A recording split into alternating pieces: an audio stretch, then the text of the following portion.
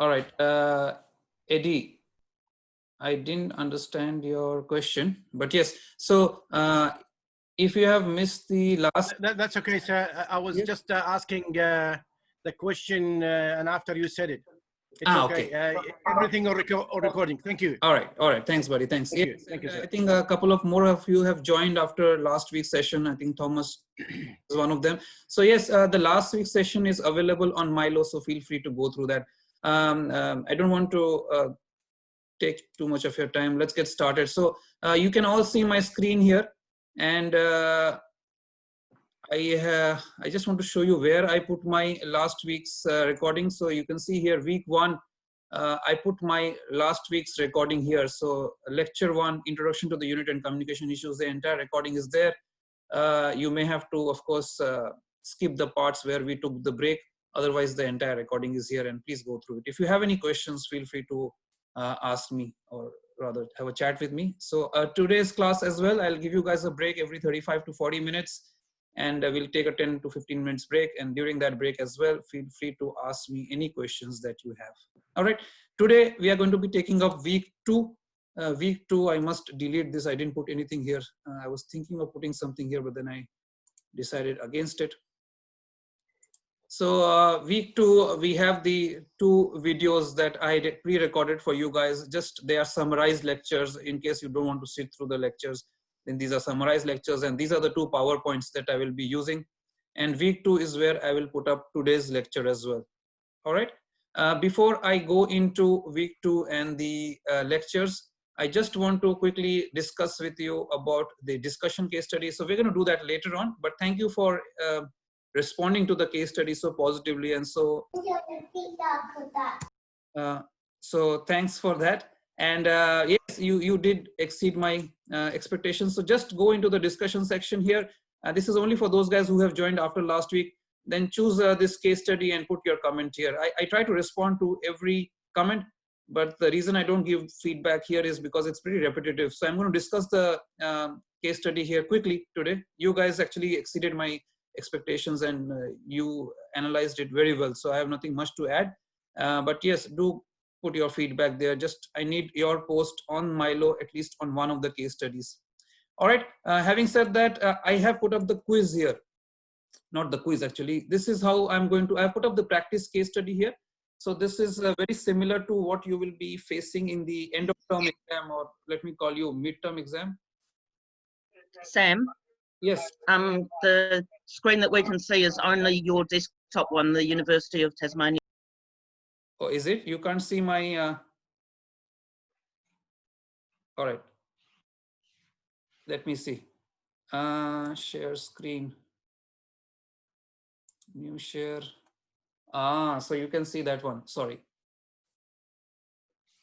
Here you go. Share. Can you see my Milo now? Beautiful. Beautiful. Thank you. Yes. Oh, thanks, Jen. Sorry about that. Yeah. I've got a few screens opened here, and I can, yeah, thank you very much. Travis, thanks, buddy. Thanks for letting me know as well. All right, thank you. All right, so you can see my Milo now? Yep. Good, thank you. So yes, so I went to assessments and I went to quizzes. So in the quiz section here, you can see the practice case study, which is the very similar to what you will be doing at the end of term, or what we used to call midterm exam on 25th of September. So I have put this practice case study for you guys, and this is available till the 18th of September, 1 week before the actual midterm exam. So I want you guys to go into the exam and have a go at it, because this is going to be very similar. Now, this is the first time we are going to be implementing this through. So I want you guys to have a go at it, and not because I want to know whether you can answer it or not. That is, of course, one of the benefits. But when you have a go at it, you can identify issues that you might face on that day. So it's better that we recognize those issues and address it, and I address it before the actual exam. So please have a go at the practice case study. See whether you are happy with it. I mean, of course, see whether you can read the questions properly, whether you have enough space, or whether you think we can implement this in a better way. because to be very honest, I'm doing this for the first time through a Milo quiz as well. It's always been face-to-face, so where you can read the case study. So have a go at it and give me your honest feedback. And you can give me your feedback through email or any other ways. Just let me know that, Sam, and even if you were fine with it and everything was working well, then feel free to let me know that as well. But I just want us to identify the issues before the exam, the actual exam, so that you guys don't struggle during the exam, because you will get about an hour and 15 minutes to do the case study, answer the questions. So I don't want any hiccups there. All right. So of course, this is available till 18th of September. So if you could give me your feedback before 18th of September, that would be fantastic. And I can address that feedback and improve on it. All right. Any questions? I just had a look at on there, Sam. It looks like it's a timed quiz. How long do we get? So I got an idea on how much time to allocate.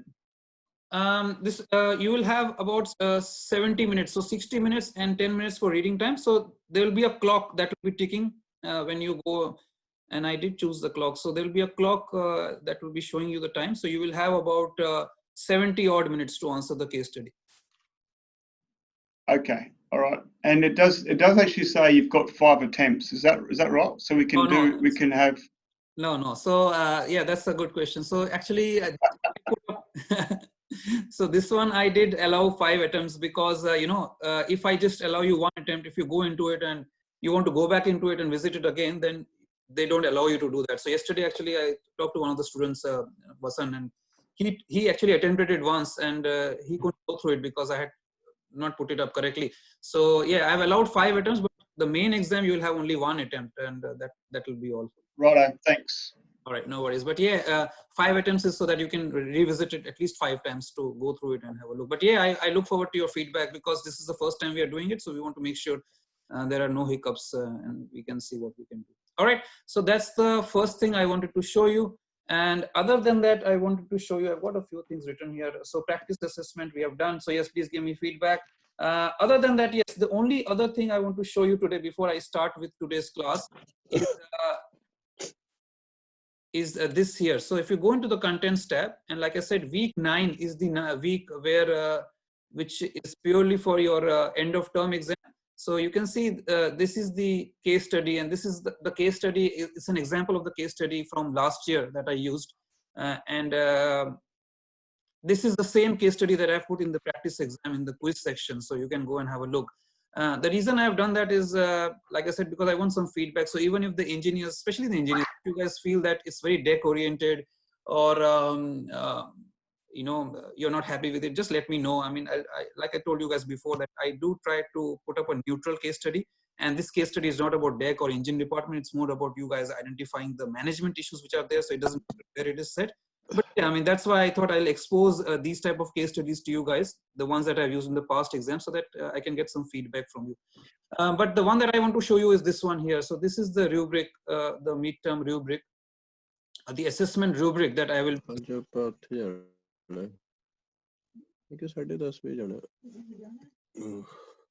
Sorry, you got to mute your mic if you're not asking me any question, otherwise I get confused. So yeah, this is the rubric that I want you guys to become very familiar with, because the first thing is that I have given you some past exams. The second thing is that you should know what you have to do to score well in that exam. So it should not be that I've given you some past exams and now you form your own perception where you think that if I do this, I'm going to get good marks. So it should be very transparent. The process should be very transparent. So you should know what kind of assessment I'll give you, but you should also know what you have to do to score well in that assessment, because I know that some of you really want to score well. I've seen your response on the discussion case study and I saw how serious you guys are, and I was very impressed. So such detailing, I wasn't expecting at all. So this rubric is something that you have to become familiar with. Especially, I'm going to send it out to you guys again today through email as well. But just what I want you guys to do is just read the first column. All you have to do is read is the first column and let me know if there are any issues in you understanding this rubric. So that is the first step. So you have to know whether you can understand the meaning of this. So for example, if you read the rubric, and of course the first column is for the high distinction, the second one is for distinction, credit, pass, and fail. For example, if I have said that you have to show me a competence to plan and coordinate tasks to share workload amongst all available crew members, can you understand the English? Can you understand the language? Can you understand the wording? Eddie, you had a question? Yes, sir, if you don't mind, please. Yes, of course. If you don't mind, like, you know, sometimes the fast speaking, what I hear here, like, for example, the C, it's go to the other sentence, you know, like, for example, and jump again. Like yesterday, we had a video recording, and look like, you know, like squeezing things and many words is just like jumping to the other word. Like you can't figure it out. What's this word mean?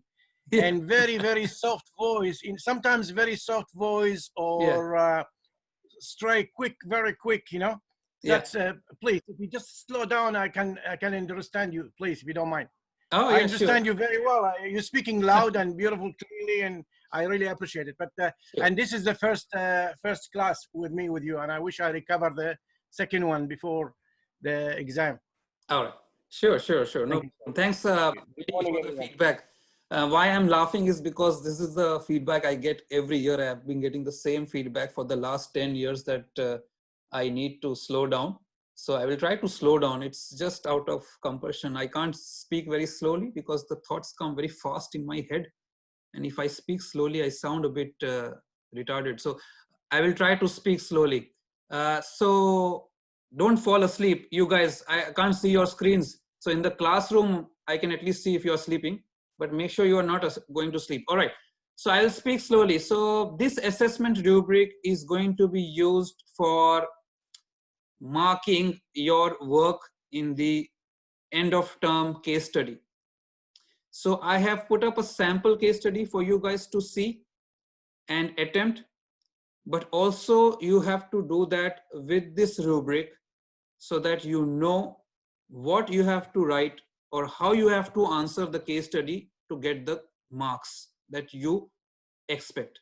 So today's job is only that I am going to send out this rubric to you guys. It's there on Milo, but I'm going to send it out to you via email as well. And all you have to do is just read the first column, the HT column, or any column. You can just read one of the columns and come back to me with your feedback on whether you understand the English which is written in the rubric. That's all. Even if you have no comments, you can come back to me and say that, Sam, I have gone through the rubric. I understand the rubric very well. Now, of course, the rubric has to be understood with a case study. So within a few days, I will send out a case study as well. That will be another case study I used in the, I think couple of years back, maybe 2018, I used that case study. So you can see that case study and you can see this rubric, and then looking at the questions asked and the case study and looking at this rubric, it should be very clear to you how you have to address the rubric. So that's how we'll proceed. So I'm going to do it slowly and in stages, otherwise you guys will get overwhelmed with the workload. But yeah, please go through this rubric so for you to know how you have to answer the case study to get the marks. Any questions? Where is the case study you want the discussion? Yes, very good. So I have put up a sample case study in week 9, but I'm going to send out another case study together with this rubric. And you have to see whether you can match, or rather you can fulfill the expectations, or whether you understand how to do that or not. Phil, do you understand? Yeah, no worries. All right, yeah, thank you. So yes, like I said, it's just a 5 minutes job. Actually, you just read one of the columns and tell me that, Sam, yes, I understand the English. And then of course, I will also send out another case study. And together with this rubric, you see the questions, you see the case study, and and I will send out a kind of a feedback form. You can just quickly tick it and say that, yes, I understand, or no, I don't understand. And then that helps us keeping the transparent and the learning process very transparent for both of us to know what is it that I expect you guys to do, and for you also to know how you have to answer the questions to get the marks. All right, any questions? No, thanks, Sam.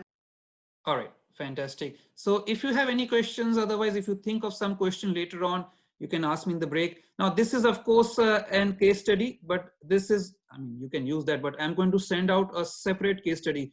And why I expose these different kind of case studies is, like I told you before, I have been told, not told by many people, but sometimes I want the engineers also to say, give me their input, and just for me to know that they don't find it very deck oriented or something that they don't relate to and they can't answer it. So if you give me that feedback, then I can change the case study, or I can include your feedback in the new case study I'll be writing for this year's exam.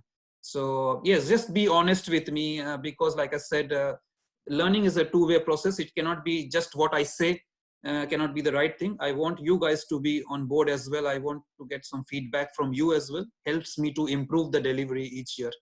All right, so let me know if you have any questions. All right, having said that, there is nothing else from me for Milo. I'm going to start my lecture. So any questions before I start my lecture today for today? The case study that you wanted the discussion on, is that in Milo? All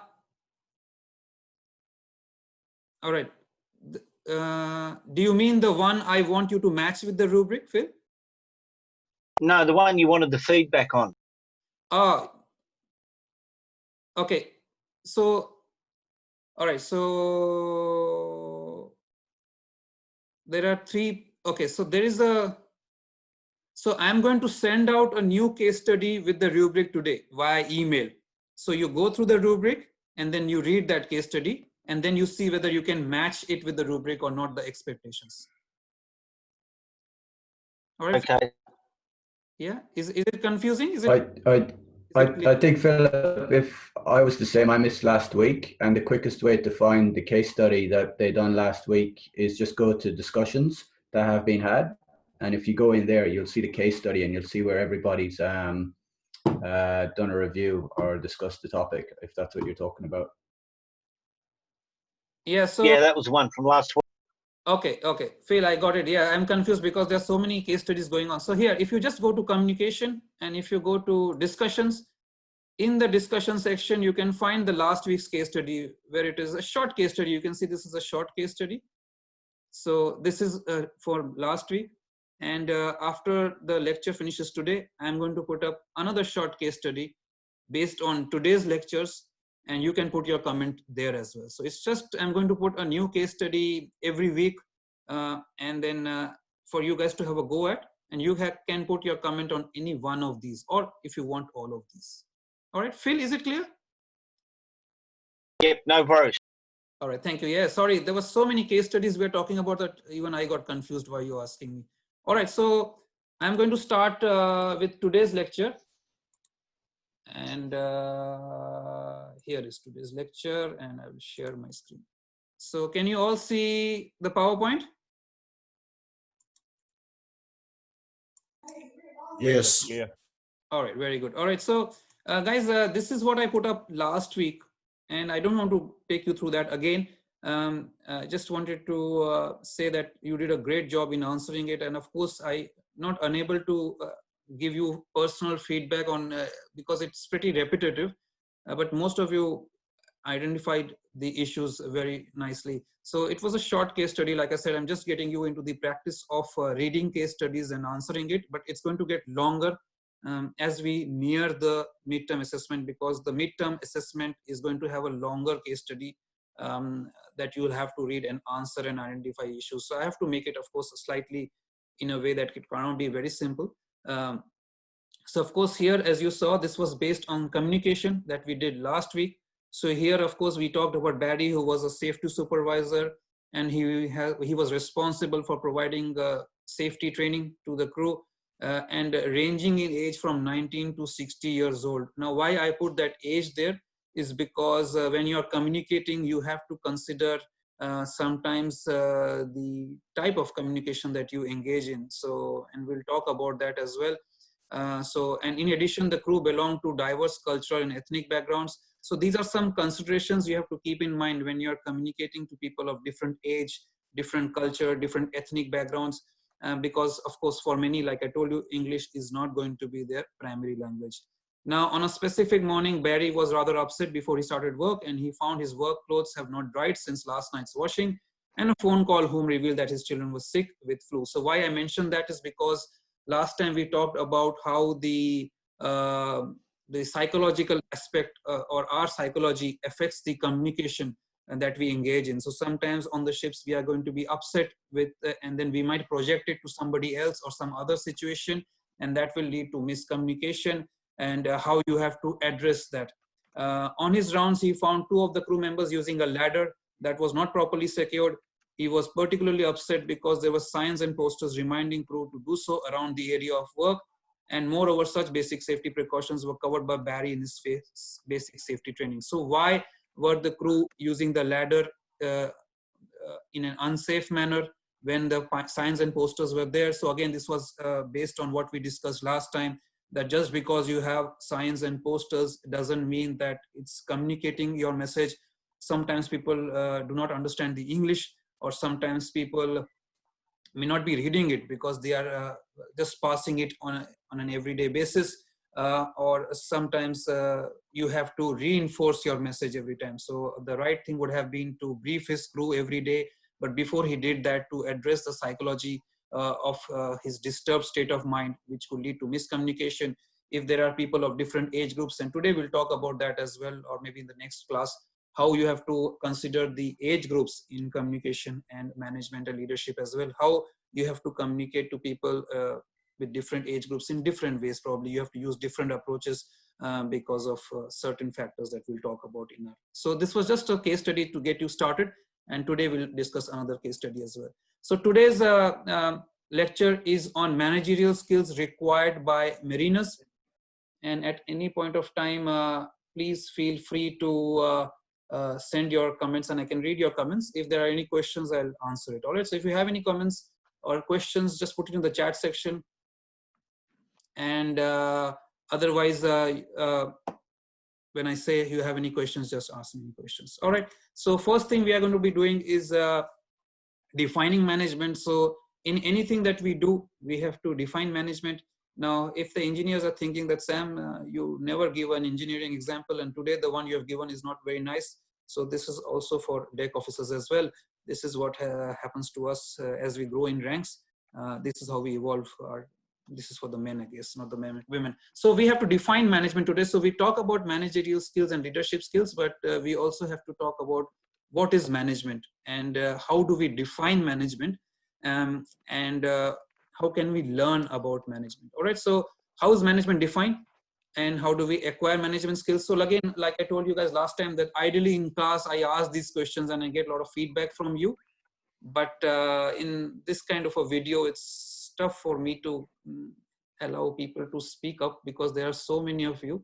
So I will keep going, and I will try to keep these lectures short, but feel free to jump in whenever you feel like. All right, so how is management defined? Of course, management is all about using the resources that you have towards achieving the outcome that you want to achieve. That is management. So all the resources that you have towards achieving the outcome.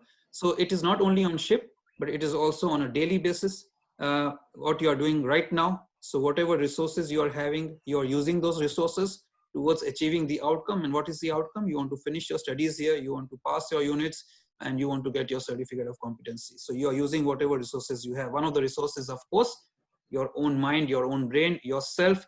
The others is, of course, the learning material that we provide, Milo, your computers, internet, everything that you use to acquire the outcome. So on the ship as well, you have to use the resources that are available to you, or ask for additional resources if required, to achieve the outcome that you have been put on the ship for. So you have been put on the ship for certain duties that you have to fulfill. Where are those duties defined? It's defined in your safety management system. It's clearly outlined what is it that the organization expects you to do, and you have to use the resources available to you to achieve those duties and those outcomes. If you can't do that, you have to let the management know, and they will provide you with the help. How do you acquire management skills? Can you, one of you, just pipe in and tell me, how do you acquire management skills?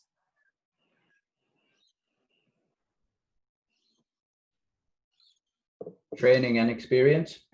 Yes, absolutely. Thank you, Travis. So yeah, out of habit, I'm going to ask you to just pipe in. You can give me a short answer like Travis did. So absolutely, one of the ways we acquire management skills is through our experience. And that's why last week I told you guys that this management doesn't have a correct answer. I cannot tell you how to manage your ship, because each one of you will have your own management style, and each one of you will have a correct management style.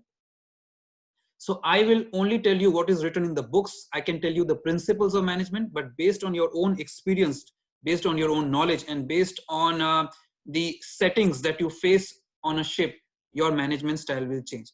The important thing here is to know that you are also learning management skills on ships by observing other officers. And there is a benefit to that, and there is a downside to that. The benefit is that if you have good senior officers, experienced senior officers, and you are doing a good job of observing them or learning from them, you learn the correct things. But if you have a poor senior officer, a poor teacher, or somebody who doesn't practice the skills very well, you are subconsciously imbibing those skills, and you are going to repeat those skills if you don't check yourself. So a good idea would be that from right now, when you sail on ships with different people, try to observe how they are managing people, note down the good things, and try to critique the practices that you did not find very good. So why I use the word critique? Because there is nothing called good and bad practices. That is up to our own perception. So what I may find good, you may find bad. So it is very important for you to critique it. And when I say critique, that means that you take a practice and you point out the good and the bad things in it. And that is what I want you guys to do in the case study as well. When you read the case study, I want you to think about it from both perspectives, or from different perspectives, not from a singular or a one-dimensional perspective. All right. Also, managers, there's a question asked that there are some people who are very natural managers and some people who are not good at that. The books disagree with that. Everybody can be trained to be a manager. And important thing is to keep on training, keep on getting that training, keep on redefining yourself, keep on learning, keep on evolving. Because like I told you once, that on one ship, a particular style of management will work very well. And if you go on another ship, you will see that it will not work very well. So it all changes. You have to be very adaptable. You have to be very flexible depending on the settings that you face.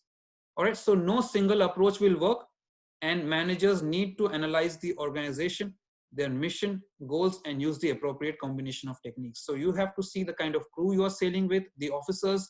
Sometimes some people need micromanagement, sometimes some people don't.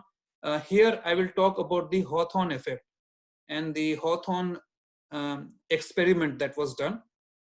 I will talk about this quickly. Hawthorne was, of course, a scientist who carried out an experiment to see the effect of good management, or rather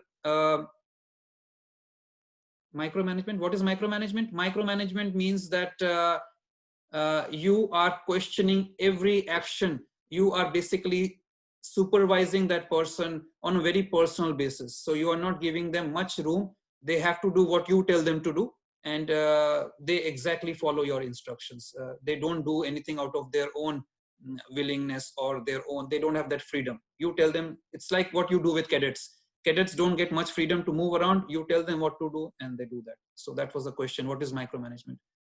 All right. That's correct. Thank you. So what was Hawthorne effect was that this person, a lot of experiments have been done in management, and some of them have been banned. I'll talk about that as well, because this was an experiment where he took two groups of people, and he put one group of people who were not known to one another. They were all foreigner to each other. They didn't know very well, and they were put in a room which was very well heated, very well lighted, had the best of the equipments to work with. And he took another room where he put a group of people who knew each other very well. They got along very well. They were great friends with each other off the work as well. and he put them in a room which was a bit dimly lit. It was slightly cold, and the equipments were slightly older.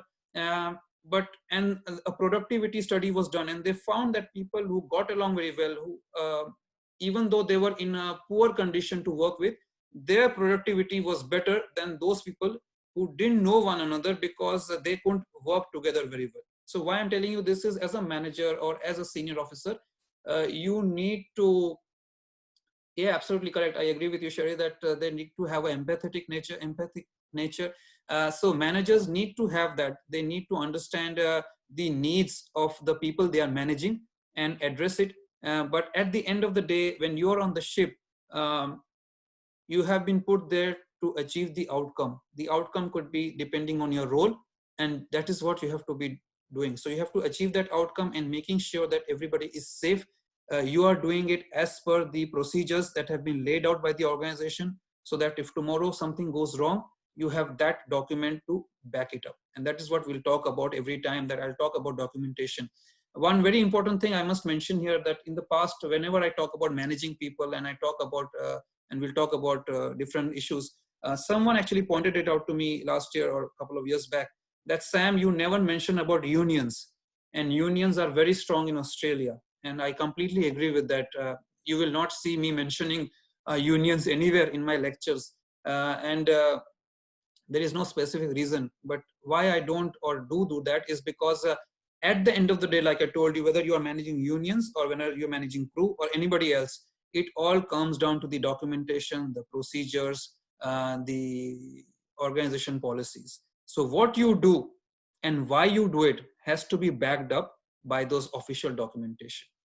All right, so that is what you have to work on. That is what will define your management and your professionalism. So tomorrow, whether you are great friends with somebody or you don't like someone, when you are getting any work done on the ship, you have to imagine that if something goes wrong, if somebody comes and asks me, why am I doing it in this way? Then you have to back it up with the documentation, that is SMS, the safety management system, or your company's policies and procedures. So when you become a senior officer, and you should start from now itself, it's very important for you guys to make yourselves familiar with these organization policies and procedures. You must know very clearly, not about your own duty, but also about the duties of the people that you are managing, so that you can tell them that why you are doing certain thing. And yeah, that's pretty much it. All right. Now, what is this principles of management? So this is principles of management. This is again from management books as well. When you start planning a task, you have to basically think about these 4 things. So the first thing is planning. The second thing is organizing. The third thing is leading. And the fourth thing is controlling. So I will quickly tell you about this. Planning is, of course, when I give you any task, you have to start planning it. All right. How much time do you need? How complex is the task? How many people do you need?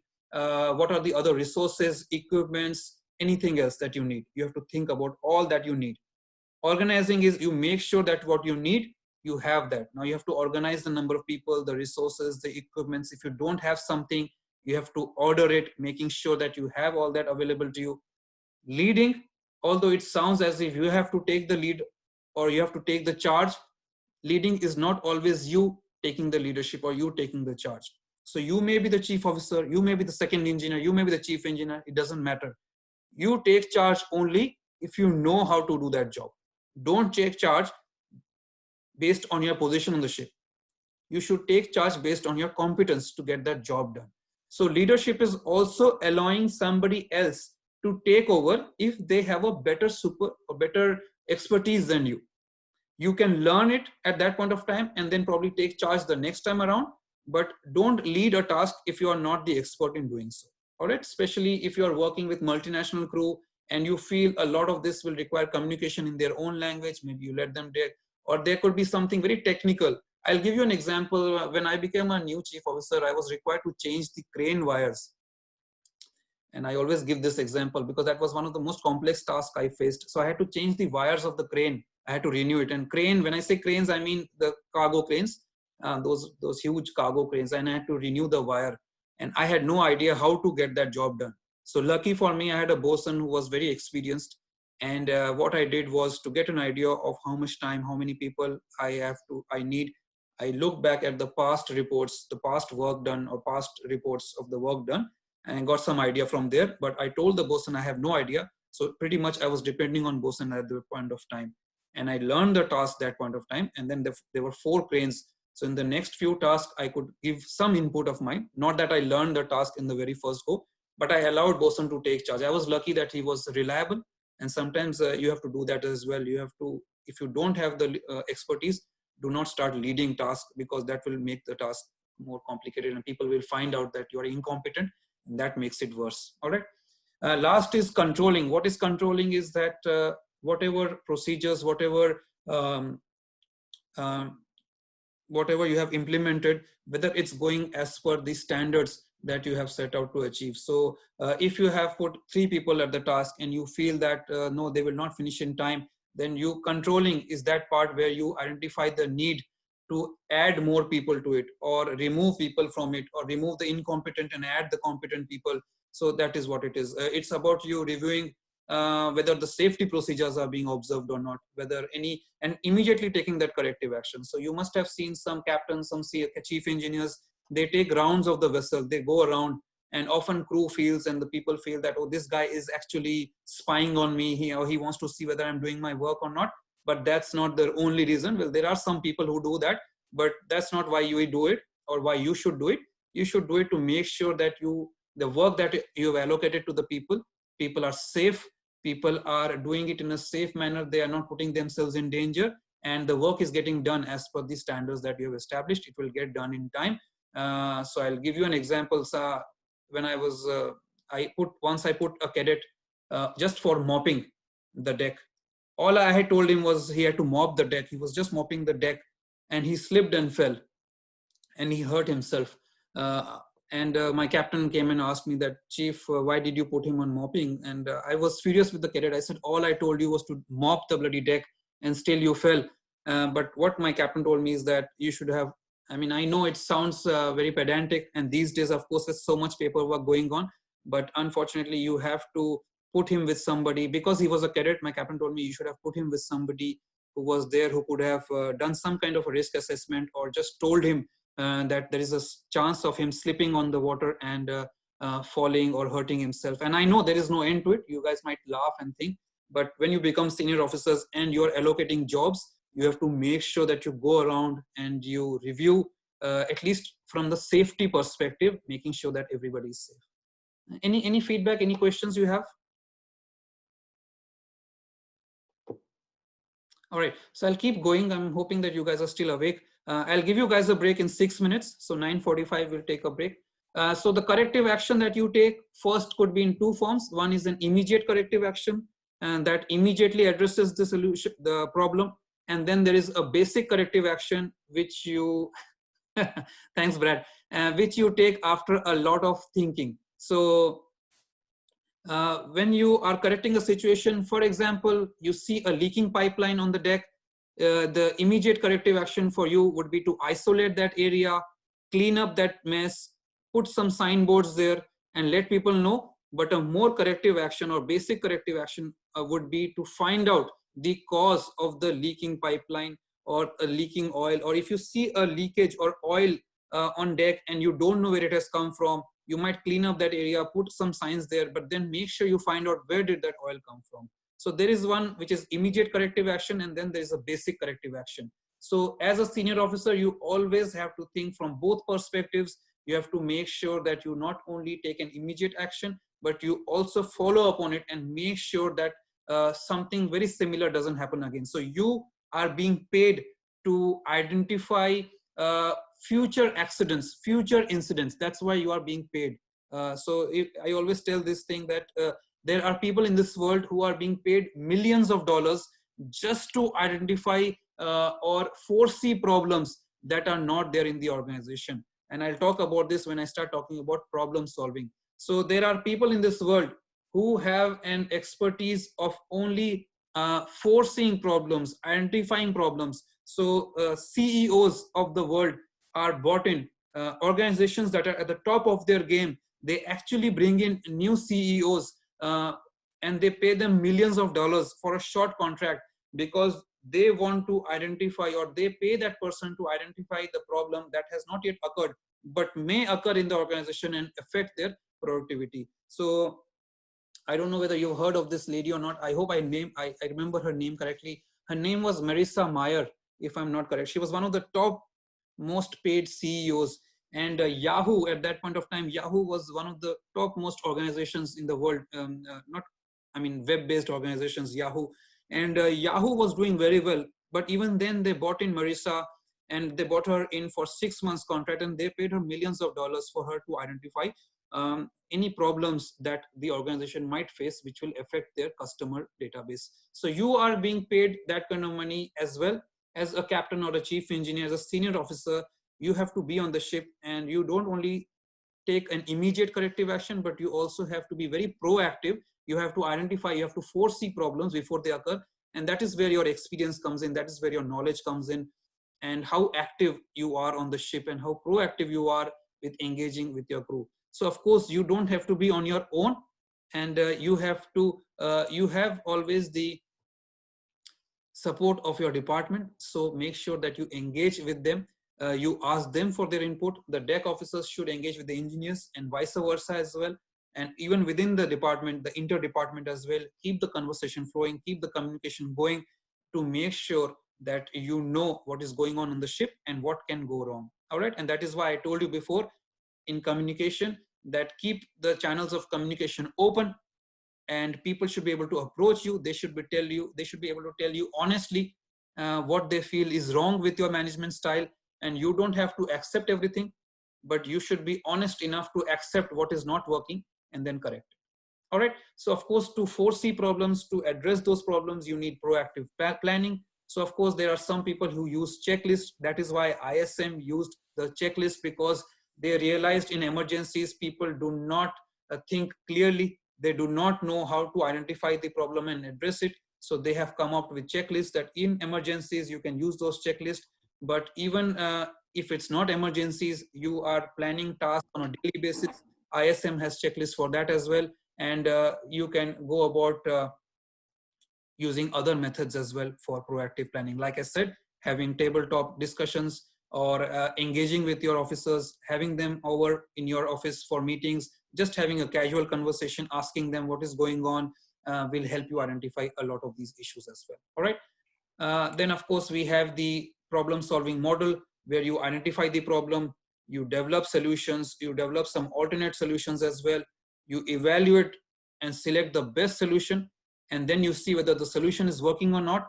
And then you come back. If it's not working, then you again come back and revisit the problem and come up with some solutions. Now, this is of course a model that I've taken from the management books, but this works very well on ships as well.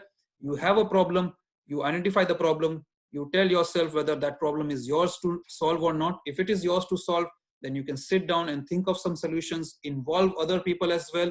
The more minds, the better it is, and then select which is the best solution to the problem, and then implement the solution and see if it is working or not, and then follow up on it to make sure that there are no other problems that are happening as well. All right. So two people, I'll give you an example before we go on our break.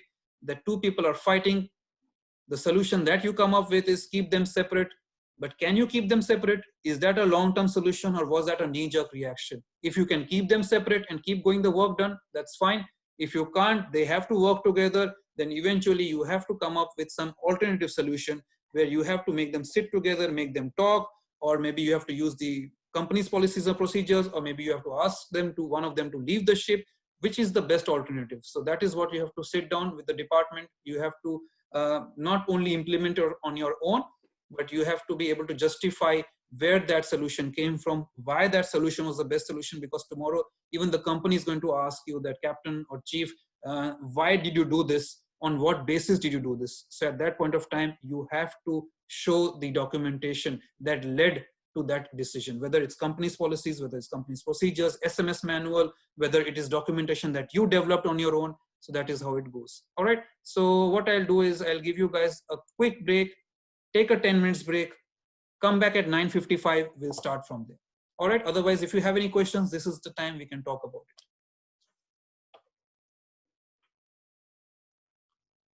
Sam, long time ago, when crew fighting and they don't have any solution for them, they hook up weight on their legs and throw them in the middle of the ocean.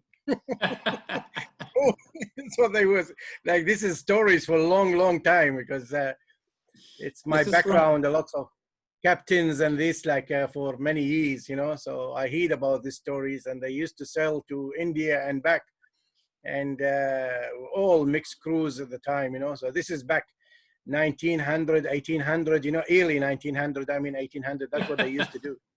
Yeah, Yeah, true. this is Sam, is that, sorry, no, that's sorry, fine. sir. Go on. Is that you used to teach advanced marine? I used to, yes, long time back. Yeah. Because I received, I had with a grade circle, I need some help with it, like first session, the first semester. And Captain Anand sent me a few videos, which is really, really helpful. You know, Yes. I sent your videos to all the class, you know, everybody happy with it. Oh, Truly, yes. like Yes. all Thank you very much. yeah, Thanks. it's great. Yes, Hassan. I am running a YouTube channel where I put up these videos for mariners and for students, and I teach marine navigation to second mates. But yes, a lot of those videos were being used by Anand to teach you guys as well. So I'm glad you found them useful. So yes, I have Oh, very useful. topics. Yeah. Very, very useful. I really, really happy with them. And I know, you see, for me, like when I receive the video, I don't rely much on my internet, because here, and I am one of the student is in the baddest internet we have. Like, I'm sure there is others like me, you know, like myself. What I do, I write down, you know, things down. So I have every subject to have my own booklet. Right. Which is, I wish every student does it. This way is internet dropped, electricity, whatever, and the ship is GPS didn't work, whatever, they can rely on their own thing. Thanks, Sam. I let you have your break. I don't want to hold you for your whatever left. How many minutes left? No, I'm all good. Thank you. I don't need a break. I'm at home, so I just give you guys a short break just to go to the toilet or something like that. But yes, yes, absolutely. Good to engage with you. Thanks, Eddie. Thank you. Thank you, sir. I'm up since 2 o'clock anyway. 2 o'clock in the morning, I'm up there, honestly. Wow. Yeah, I was trying to recover a few subjects that I missed, and yeah, I'm all right. I'm very good. I'm just gonna go make a quick cup of coffee and back. Sure. Thank you, sir. Sure. All right. No worries, buddy. Thanks.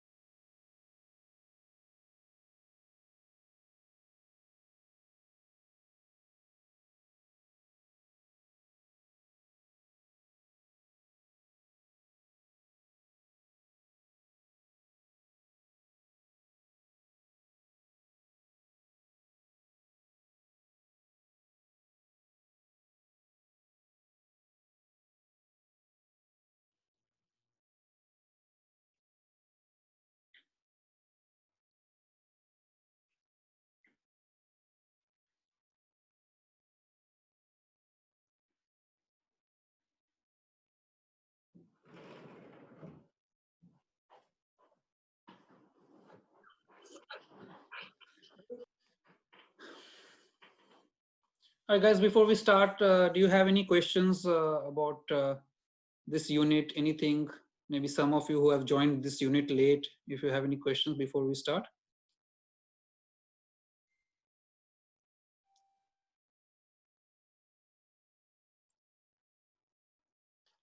All right, so I'll start the lecture assuming that you are all sitting in front of your computer screens.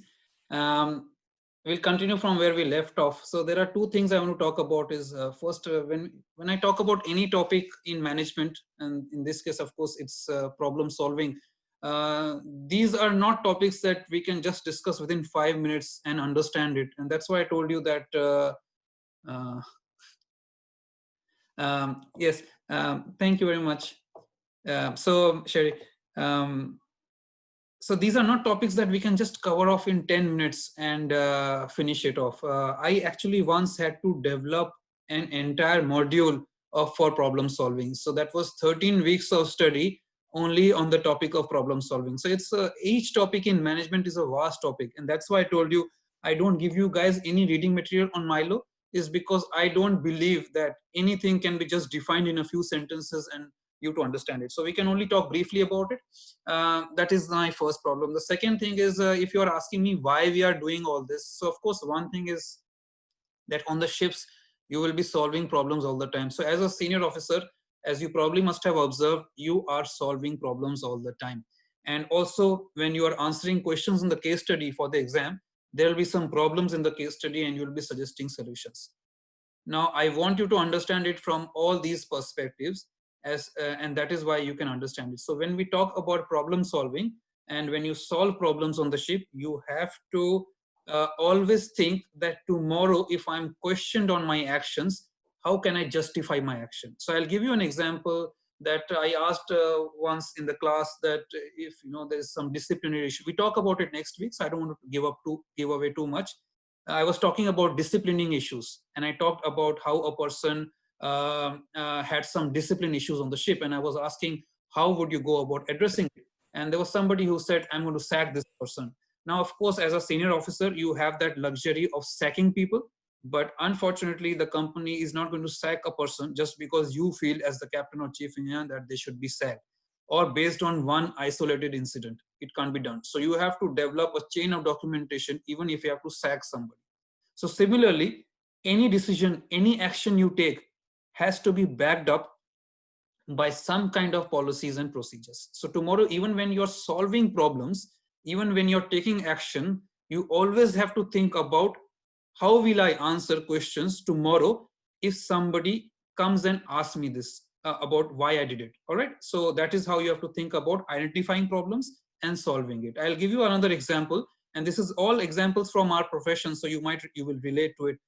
There was a captain who refused to sail, go into the Antarctic, or rather the Arctic, go towards the North Pole and sail, taking the higher latitudes. Although it would have been shorter for him to do that, he refused to do it because he said that as a captain, I don't want to take my ship into icy waters, or I don't want to take my ships into areas where I might face bad weather or icy conditions or something like that. And he didn't go there, and he reached later than what he should be. The charterers, of course, sued the owners, and the captain had to go in the court. And the captain said, as a captain, I have the right to make a judgment to keep the ship safe. If I feel I don't want to take my ship into higher latitudes, I have the right to do that. But the captain was proved wrong because the lawyer on the opposite side showed him examples of many ships that took the ship there, similar ships, similar built, similar construction, that the ship went into the higher latitudes and they took the shorter route, and the captain actually lost that case. So of course, you may think as a senior officer, you can do whatever you feel is right to keep the ship safe, but you always have to back it up with some kind of evidence, some kind of document, some kind of policies, procedures. It could be even a conversation with your company superintendent or the DPA, having that message from them that confirms your action. Just don't do something because you feel that. That's why I said that. All right. So when you start solving problems on the ship, the first thing you have to ask yourself is, does it really exist? An example being that two people come up with an argument, and you don't think that it requires your attention. Now, as a senior officer, you are very busy. You have lots to do. Although you may see a captain or chief engineer and think that they have nothing to do, and sometimes they don't, but actually they have a lot to do, because they know that tomorrow if something goes wrong on the ship, they have to answer towards it, or to have to answer for it. All right. So not every problem warrants your attention. Not every problem requires you to step in and solve it. So always ask yourself, is there really a problem? Or if there is a problem, does it need my attention, or somebody else can take care of it? Can I designate somebody else to take care of it? What is the root cause of the problem? How can I put up a solution? Who will administer the solution? Who's the best person to administer the solution? And has everything been documented or not? Like I told you, everything has to be documented. All right. So of course, we can go on and start talking about problem solving more, but I think we have pretty much covered it. So like I said, any problem, if you are identifying solution, you have to identify at least more than one solution, because if you have only one solution, then you don't have a choice. If you have more than one solutions, then you can choose among those solutions. All right. If you have just one solution to a problem, that means you pretty much don't have a choice. You have to do exactly that. So that is not a good thing. If there is only one way that you can do something, that's not the right way. So you must have some choices available to you so that you can choose the right way of doing it. You can compare the different ways and find out which is the correct solution to it. All right. So any problem, it could be any problem, and that's how you have to approach it. So in the case study, of course, I'll give you some problems as well. You will be faced with some problems, and you will have to critique the solutions, or you have to develop solutions, and you have to give me strategies to address those problems. So I will ask you, or I will give you marks based on how well you justify those solutions. Based on what have you taken those solutions, or have you just taken the solution, or just just come up with those solutions from your whims and fancies. All right, you can't do that. And then, of course, we keep going. We have talked about that, so I don't want to waste too much time. But I'll come to this slide, which is problem solving. So there are 4 approaches to problem solving, and each approach has its advantage and disadvantage. So like I said, when you are reading a case study as well, you have to tell me about the situation, or you have to assess the situation. And we'll talk about that as we come closer to the date of the exam. I'll give you the model answers to the case study I have posted in the week 9 section of Milo. We talk about that, and I'll tell you how we have to do it. So anything that you see, you have to give me both perspectives. So here as well, there are 4 approaches to solving problems, and each approach has its advantage and disadvantage. So let's take the first one, that is avoidance. So avoidance method of problem solving is doing nothing in the belief that the outcome of inaction is unlikely to be very serious. So what does that mean? That when you face a problem, you don't do anything because you feel that even if I don't do anything, there will be nothing serious that will happen. All right. Now, of course, in the class, I keep asking you guys examples of this. But when do you think doing nothing is a good thing? When do you think avoiding a problem is something good? Someone can answer it.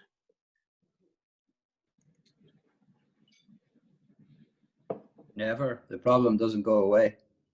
Yeah, the problem doesn't go away, but when is it a good idea to avoid a certain problem? Maybe you might not be avoiding the problem, but you're just sort of waiting for someone to come up with a solution rather than you step up and make the decision first. Very good. Absolutely. I completely agree with you. So I agree with Thomas as well and Mike as well, that yes, sometimes it's not about avoiding. Sometimes it's putting it aside. Either you can address it later or you can ask somebody else to address it. So a good situation when you can use the avoidance approach is emergencies. Now in emergencies, you have to deal with the emergency at hand. That is not the time for you to address problems that are not directly related to the emergency. So for example, there was a case study, I'll send you that case study as well. I was talking about rescuing a person who has fallen overboard. And at that point of time, one of the rescue members started to panic and didn't want to go on the rescue mission. So in that case study, that is how I put it up. So at that point of time, you don't have to address his panic, you can ask that person to step aside. You take the person who's ready, but the avoiding that problem is that is an example when you can avoid it. Or like Mike said, you don't. Sorry. Sorry. Okay. So not necessarily avoiding it, but putting it aside and then addressing it later. But like Thomas said, that sometimes when you avoid it, of course, the opportunity for an early solution is lost. Then we have the relaxed or incremental change. So what happens is you take the first action that appears to be the least risky. It's like a knee-jerk reaction, and it involves the least change to existing procedures or practices. The benefits are immediate because it's a knee-jerk solution, it's an immediate solution, but they are short-term. So when is it good to have a relaxed incremental change? So you take a knee-jerk reaction. When is it good? Or when is it bad?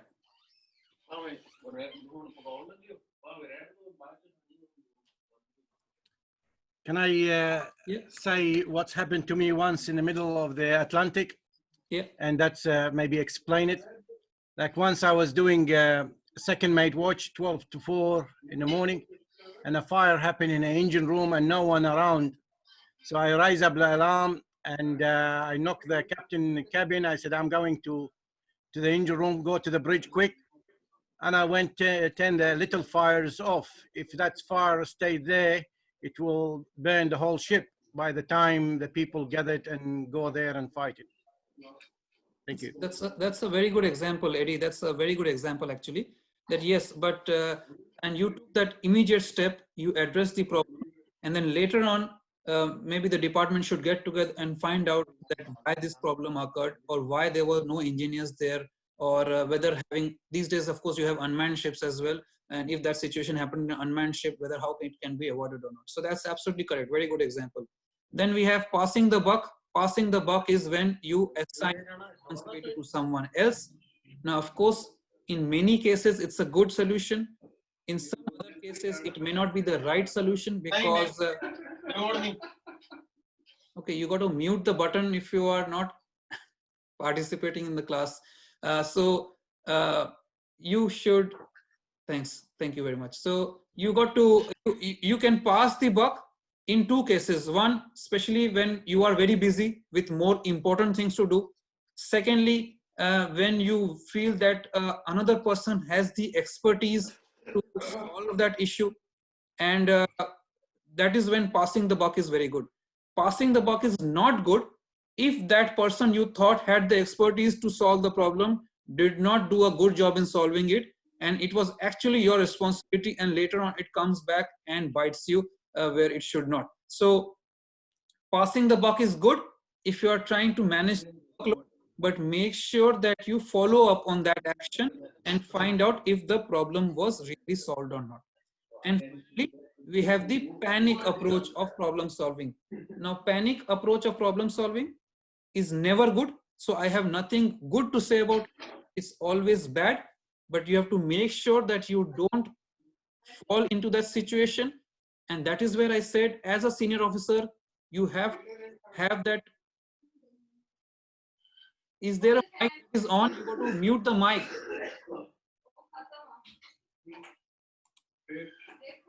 Karan, you got to mute the mic, buddy.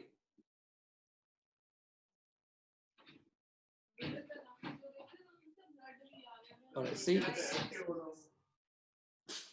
all right.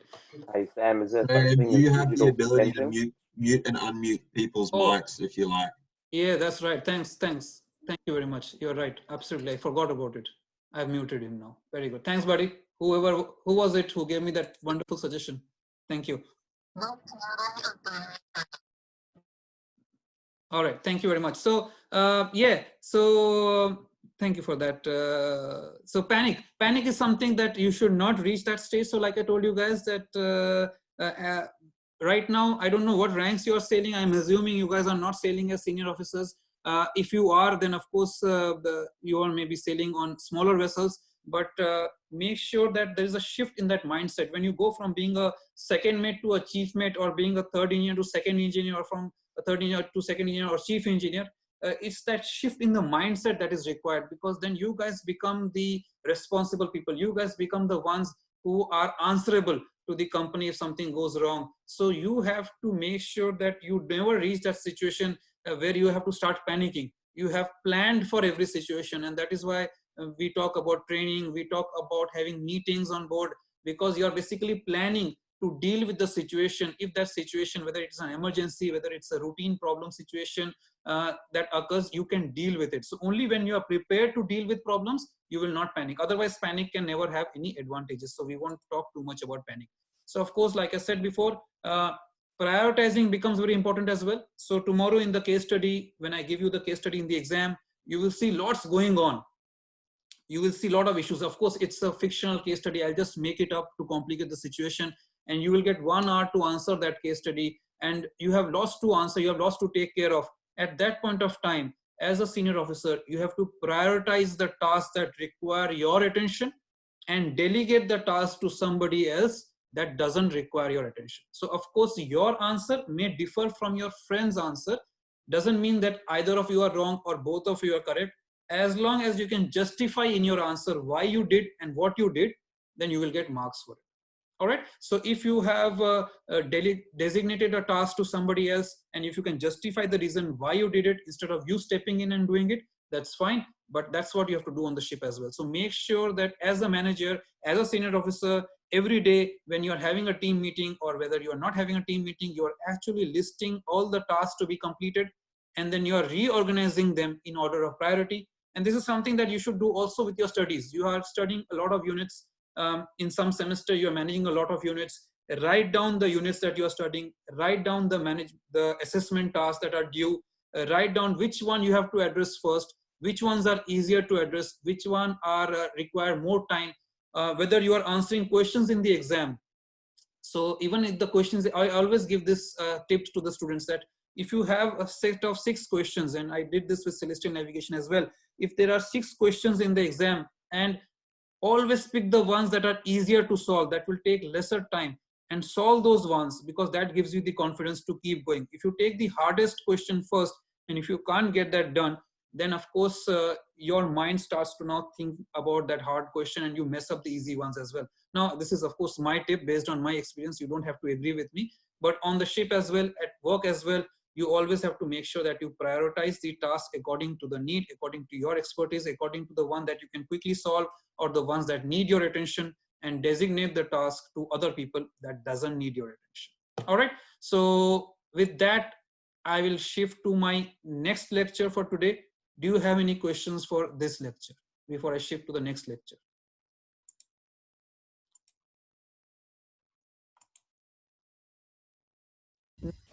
No, all clear. All clear. Thank you very much. So everything on Milo, Sam, please. Everything on Milo recorded for the last week and this week? Yes, everything will be there on Milo, including the conversations we are having right now. Is also great. Yes. It was my voice like Rod Stewart, so I like to listen to it. Thank you. No worries, no worries. Thanks. So yes, everything will be on Milo.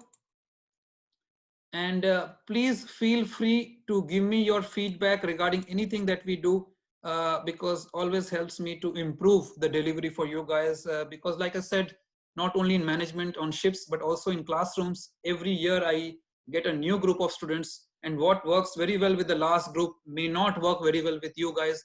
So always feel free. I will never get offended if you are kind and you're being constructive. You can tell me that, Sam, this is something I understand, this is something I don't understand, or this is working well, or this is not working well. So that's very good. So please feel free to give me feedback. All right, so we continue with today's lecture. Like I said, ideally I would have liked to go very slow, got your input on it, but you know, the kind of delivery, it's hard for me. But always feel free to send me your comments through the chat section, email, or when I ask you questions, feel free to just step up and ask me questions. All right. So today we are going to be talking about developing the leadership skills in marinas, and we are going to be defining what is leadership and how can we do that, and what are the different styles of leadership. And let's start with a case study first that will set the context of why you need to know why leadership is required. So of course, the first thing you have to understand is leadership is not based on ranks. leadership is based on an individual person. So a leader can also, a steward can be a leader, a captain can be a leader, a second mate can be a leader, a junior engineer can be leader. You are all leaders. Right now also you are leaders because you are managing yourself. All right, sometimes you are managing yourself. Right now you are studying, you are managing all these units, you are managing learning online. That is leadership as well, where you are taking charge of yourself.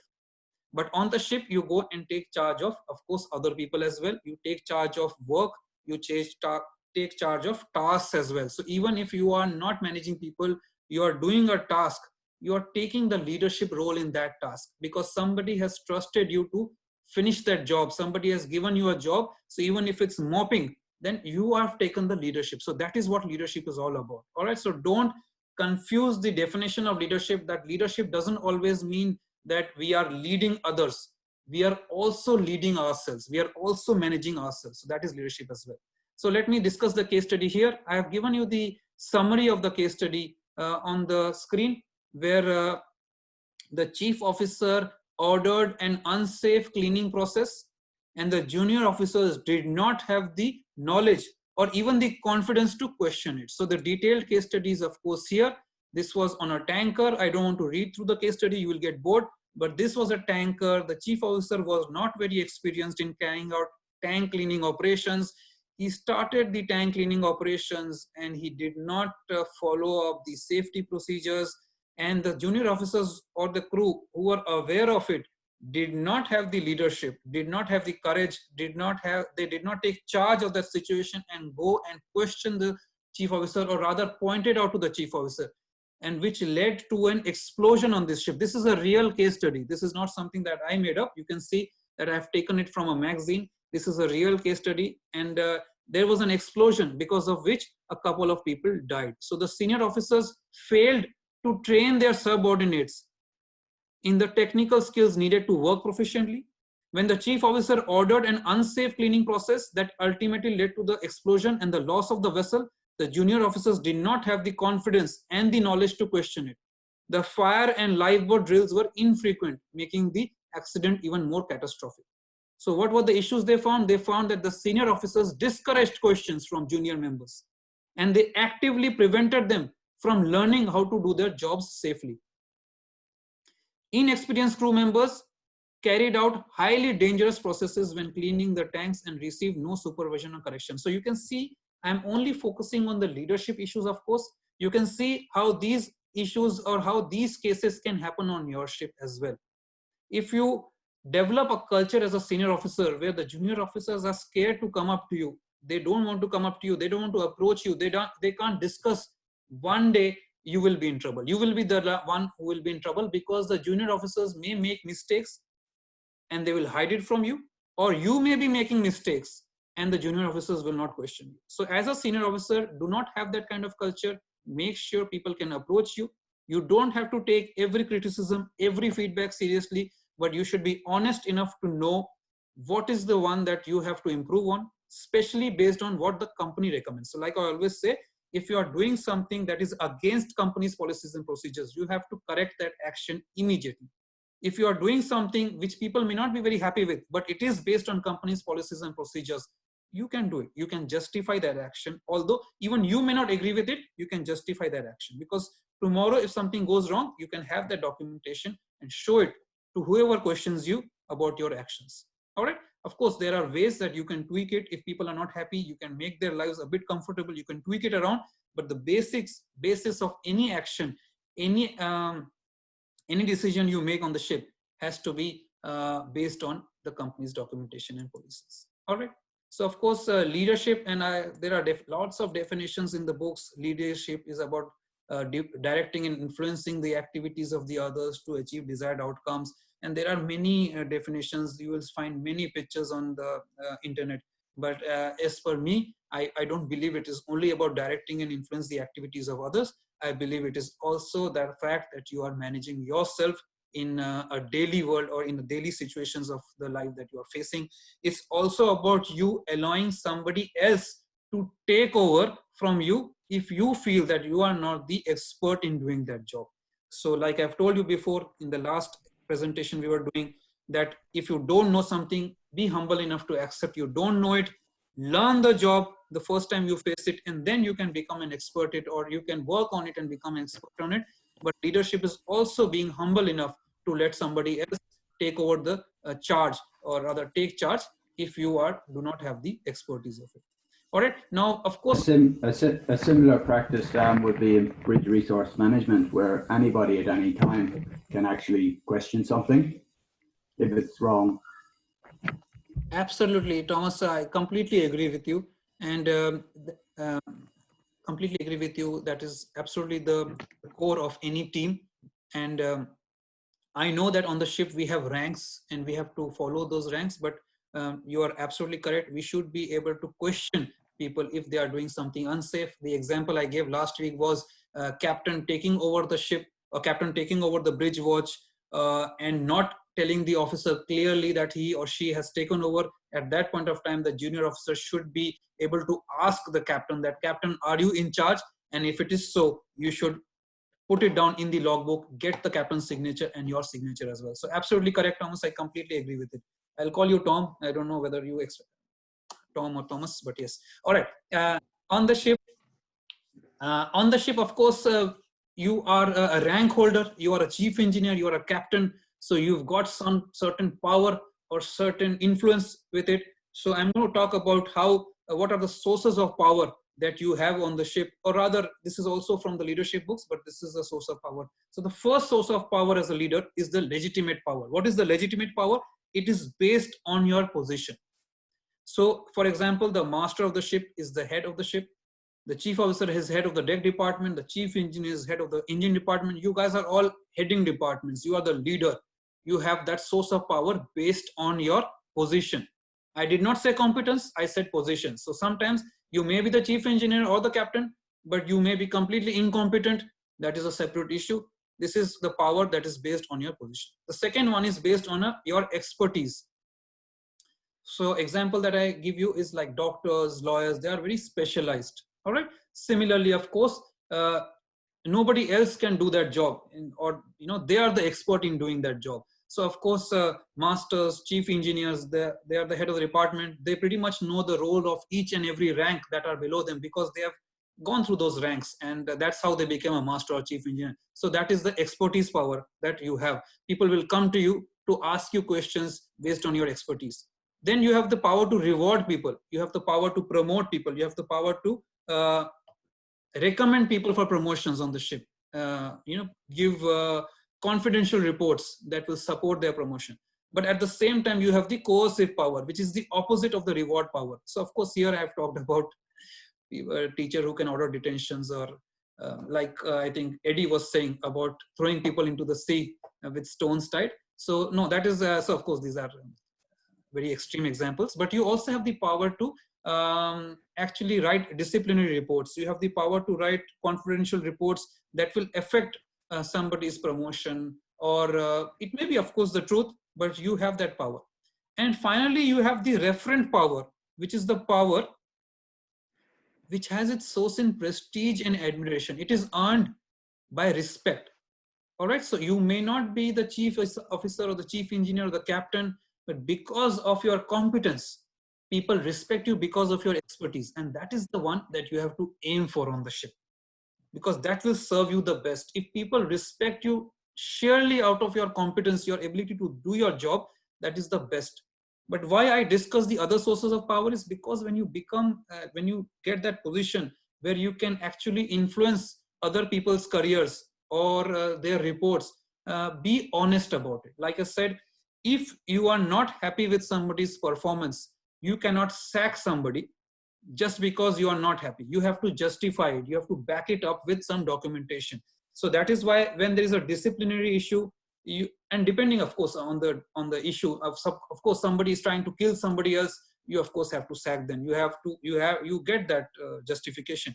But how do you get that justification? You get it through witness reports. You get through witness statements, description of the case, maybe some photographic evidence, but you always have to back it up. So when you're writing confidential reports, when you're recommending somebody for promotion, or you are recommending somebody to be sacked, it all has to be backed up with some kind of chain of documentation. So right from the very first instance, when a person commits some kind of a disciplinary action, you have to issue a disciplinary letter. It could be a small thing. Maybe somebody got into an argument with someone, issue a disciplinary letter. You don't have to make it official. Just tell them that this is a letter. A copy of it is with me. If you repeat this mistake, I will send this copy and the next mistake to the company. If it's a more serious mistake, you may give them a warning, a disciplinary letter, send a letter to the company, make a note of it in the official logbook, but not sack them. And then if, of course, the offense is repeated, you can back it up with all these reports. And similarly, if you want to promote somebody, show them the evidence of what they are doing that you want to promote them. It cannot be just because you like them or because you're having a beer with them every now and then and you are great friends with them and he was your batchmate, maybe he deserved a promotion and you have got it, now you're feeling guilty. It can't work on that. Companies will respect you as a senior officer if you keep on showing this documentation. I know I keep repeating this, but because that's the truth of it, I'm sure you will agree with me that today's work on the ship is all about documentation, and it also helps you. It legally protects you in any situation. So tomorrow it could be anything that you're doing. If you can legally protect yourself, that is the key to you becoming a senior or a successful senior officer. All right. Now I keep talking, so I'm sorry. Then these are these different styles of leadership you have. And like why I'm showing you this is because there are so many styles of leadership, and you will maybe find more in future when you read books on leadership. Leadership is of course a course on its own. People attend workshops, people attend 3-day seminars, they go away on retreats. So I cannot teach you leadership. That's correct, Brad. Absolutely correct. I completely agree with you. So everybody else can read your comment. Yes. So leadership, there are so many types of leadership. But why I'm showing you this is there are two reasons. The first reason is, of course, there are different kinds of leadership, and you can look at these and think about the kind of leader you are. So let me explain a few. The first one is autocratic leadership. So autocratic means it's your way or the highway. People have to do exactly what you tell them to do. Otherwise, there is no other way. Now, you may think when you listen to this definition, you may think that's not the right way. Well, it is the right way in certain situations, especially in emergencies. Autocratic leadership works very well. That is not the time for you to have meetings, discussion, ask people for their inputs. No, you have to then implement the decision. That's why I said, you guys go and have a crack at the practice case study, because I want to get some feedback from you guys on the issues you're facing. Because on the day of the assessment is not the day when I will ask you for feedback, because by then it's too late.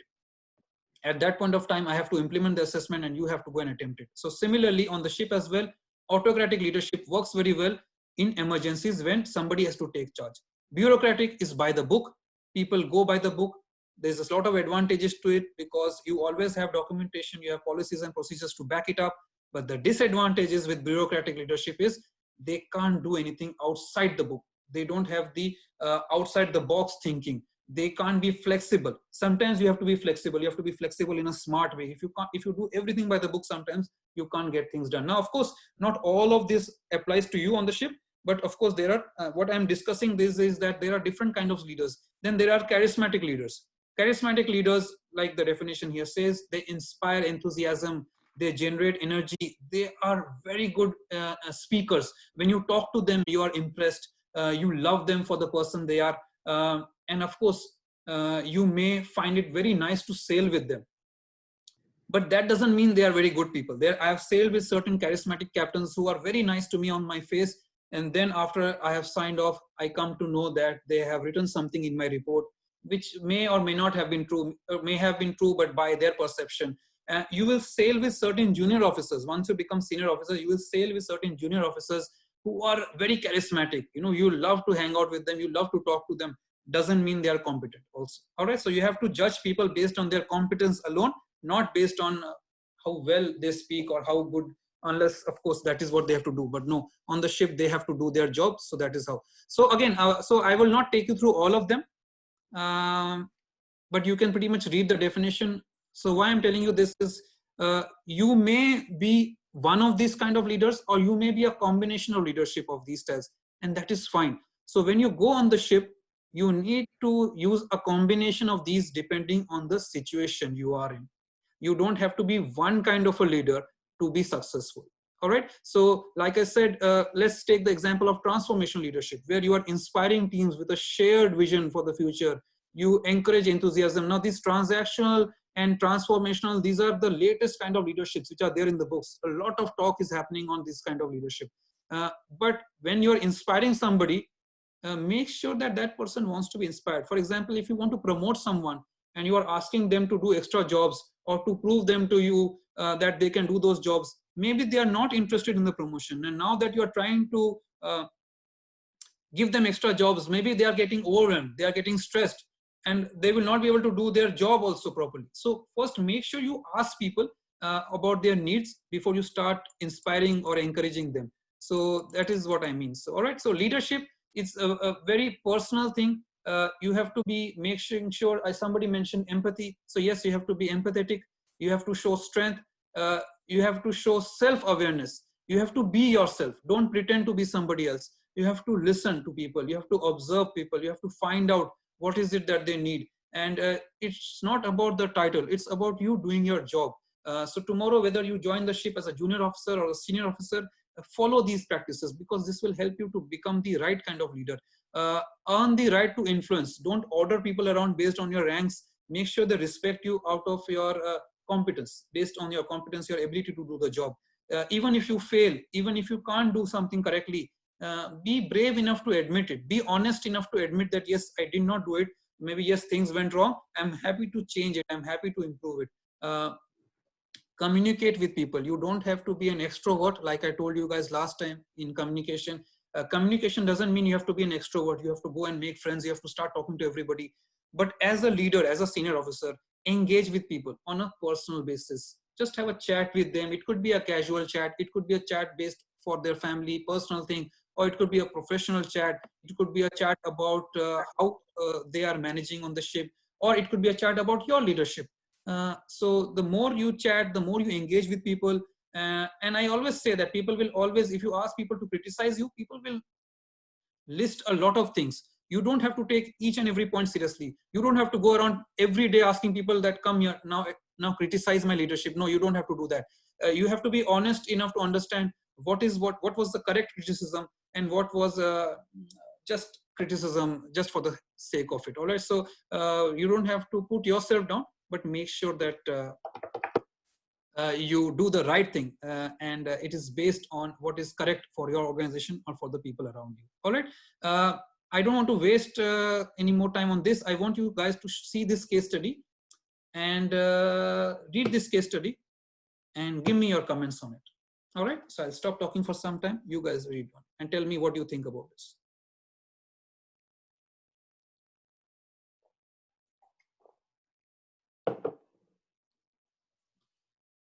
Now, when you read this, I want you to think about the positive and the negative of each.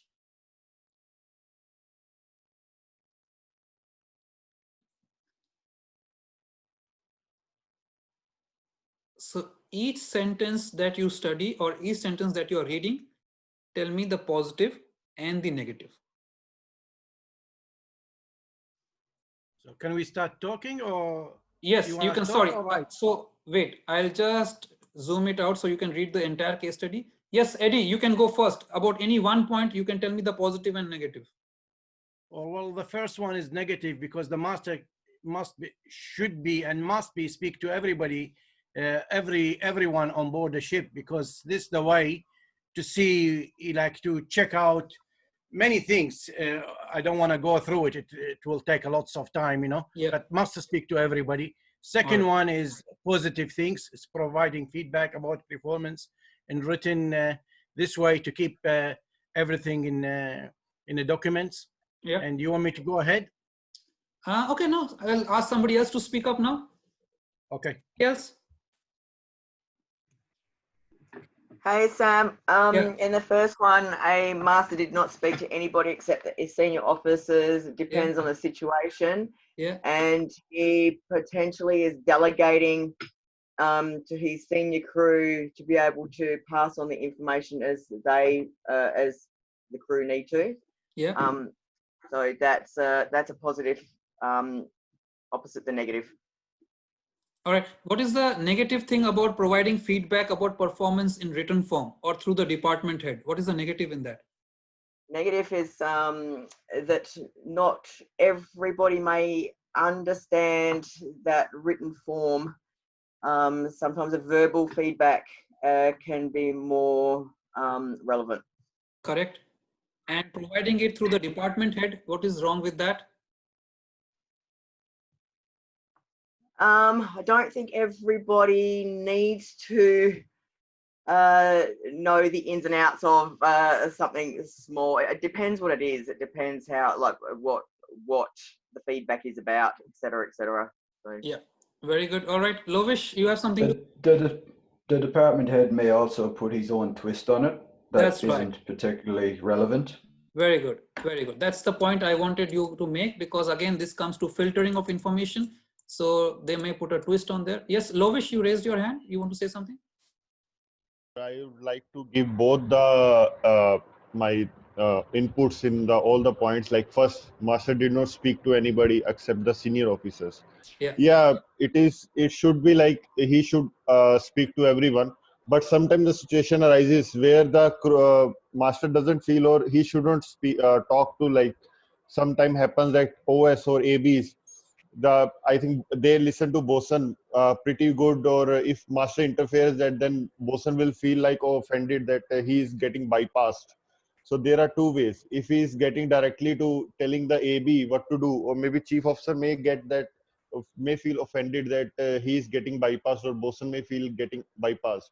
So next time when the major work will be there, then they both may see that now you have come to us. Earlier you were going directly to the crew members. So it has the both ways. all right, good. All right, Mike, you have something to say? Yeah, I do. About holding social gatherings. That's good. It's encouraging the crew to, not just be professional, but also social sort of. But then when the master's not going to be there, that's sort of saying that he doesn't want to be involved at all, and he's not approachable. Yeah. So it's important that he's be able to come down to the level as everyone else. He can't be sort of up the top that no one can go and see him. Correct. All right. Going back to the first one, if you're a master on a cruise ship, there might be 500 people on. So it's going to be impossible to be talking to everyone every day. But then if you are attending those social gatherings, that means your door is always open. Absolutely, very good.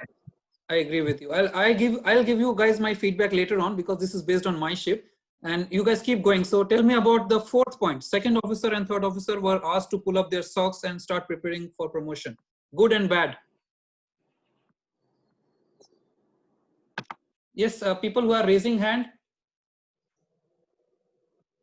One of you. Yes, Samurai. Hi. Yes. Hi. Go for it. Go for it. Yes, Samurai. I was just going to say, on paper, it's probably all okay. Yeah. But I've found working on board vessels, we've only got 23 crew on average. Yeah. And it's a very unique work environment, being so remote. And you've got to nearly act as a family and all get along. Yeah. And the way this has been, the way he's running the show here is it's not very personal at all. It's very business orientated, and that can affect people's mental well-being on board, I believe. Yeah. All right. Jen, you had something to say? Yeah, I was looking at the second officer and the third officer being asked to pull their socks up. Yeah. I can see that you could take it as a positive in that there's the expectation that they're doing a good job and that they deserve to be rewarded and promoted. Yeah.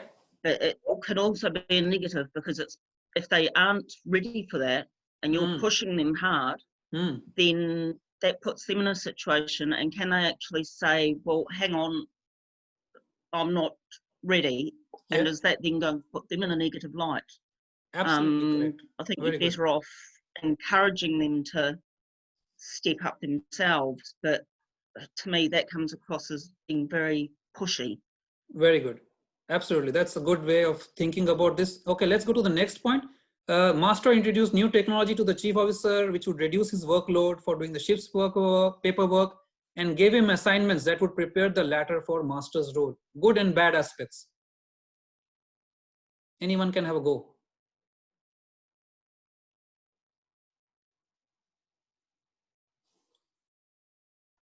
It's good. Good.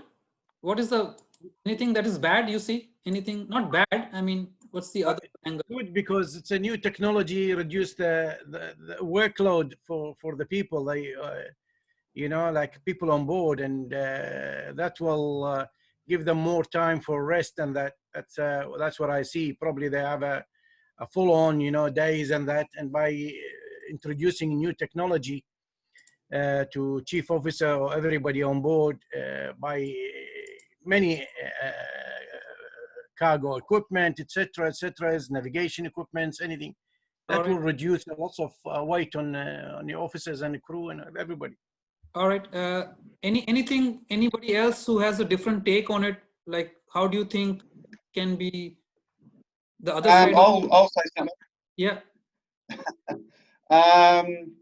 So it's. I think you'd be better off talking to the chief officer and ask him how he could reduce the workload rather than give him just something. This will, you know, like rather than basically it's almost like an order. This will save you work. So you know you can now become, you know, now you can start looking towards the master. Yeah. I think you're better off just give him the option. Yeah, absolutely correct. Thank you very much. Thanks. And the last point, ship staff. Oh, sorry, Sam. Oh, sorry. Yeah, sorry. You have something to say? I just sort of wanted to say about the technology. I mean, your chief officer might be 60 or 70 years old and not feel comfortable with technology at all. And correct. In essence, you're actually loading him up with a lot more work because he has to learn about that new technology and complete all the assignments rather than just being able to undertake his role. Absolutely correct. Intimately. Absolutely. That's a very good point, Sherry. That's a very good point, and I'll also speak on this later on. Sorry, yeah? Yep, but not all the new technology that all these IT people and that come up with ever works in like a mine site or on a ship. And also not everybody wants to be a master. Some people are happy where they are. Absolutely. And pushing them into a role that they're not competent or not willing to do always turns into a disaster. Correct. Absolutely. Very good. Very good, Phil. Yes, Jen, you raised your hand, I believe.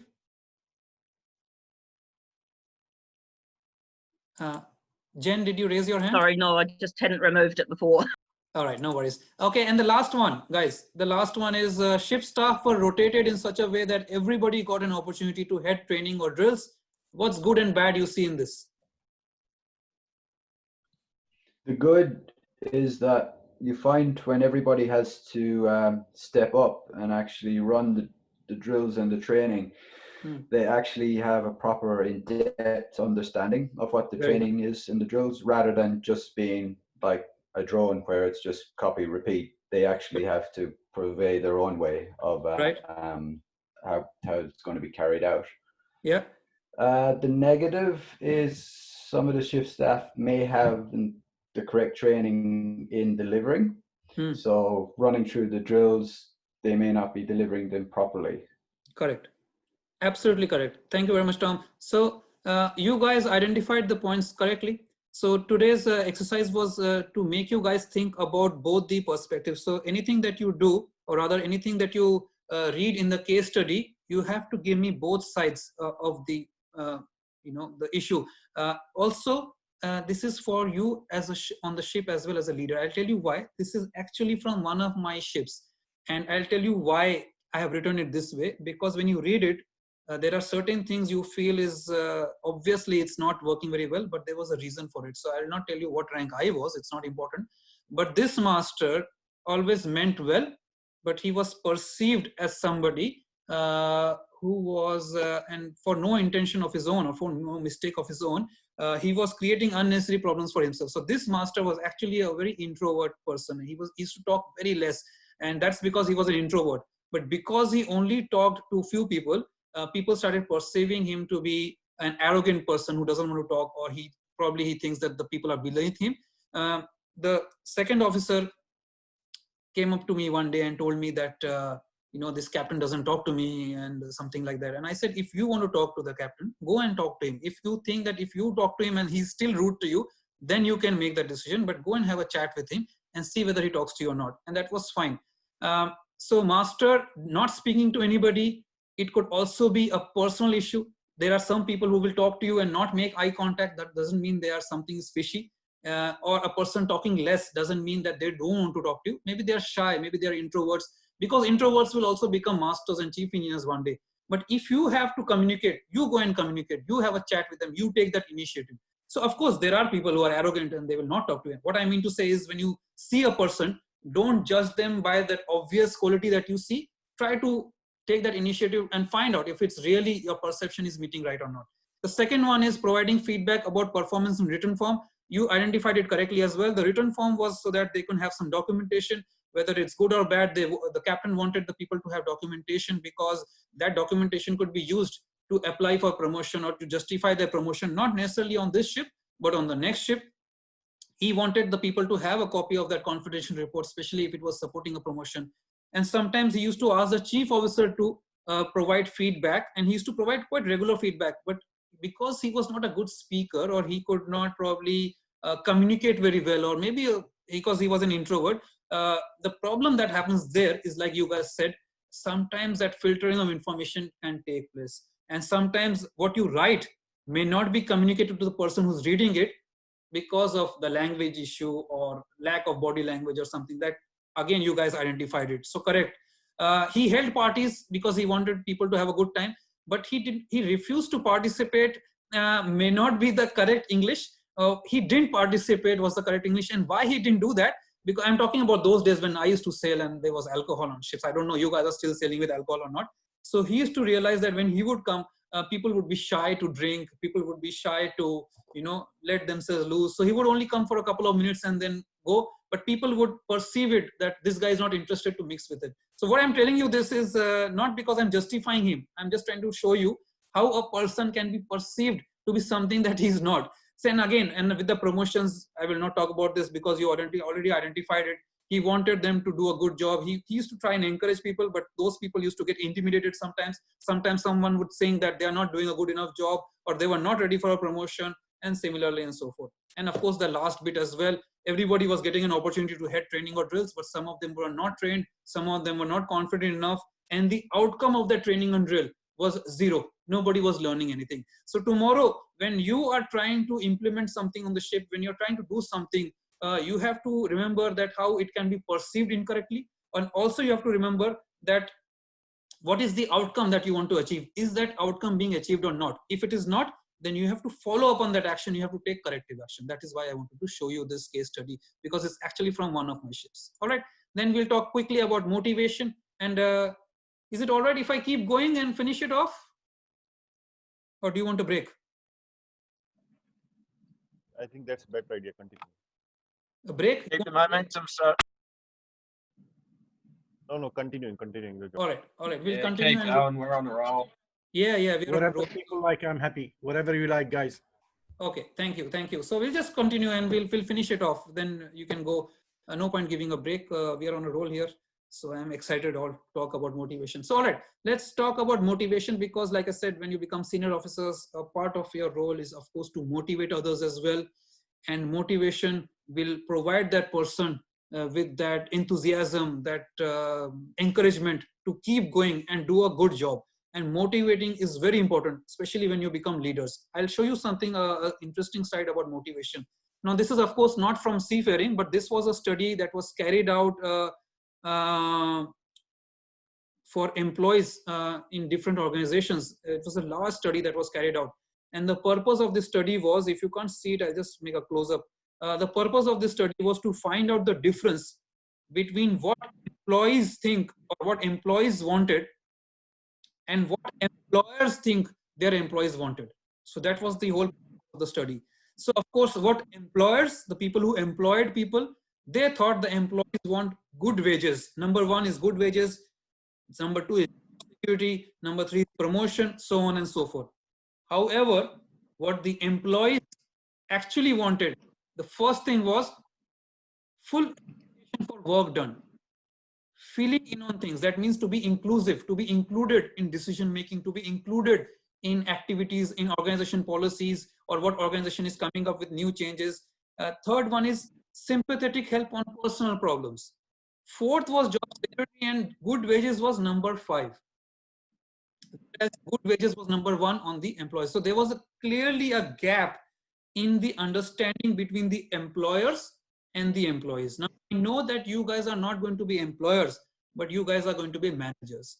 And there could be a difference in your perception between what you think your subordinates want and what they actually want. And it brings back to the same point what we were talking about before, that you are trying to motivate somebody, you are trying to encourage somebody, you are trying to tell them to learn the job of the next rank, you want them to get a promotion, you mean well, and there's nothing wrong with it.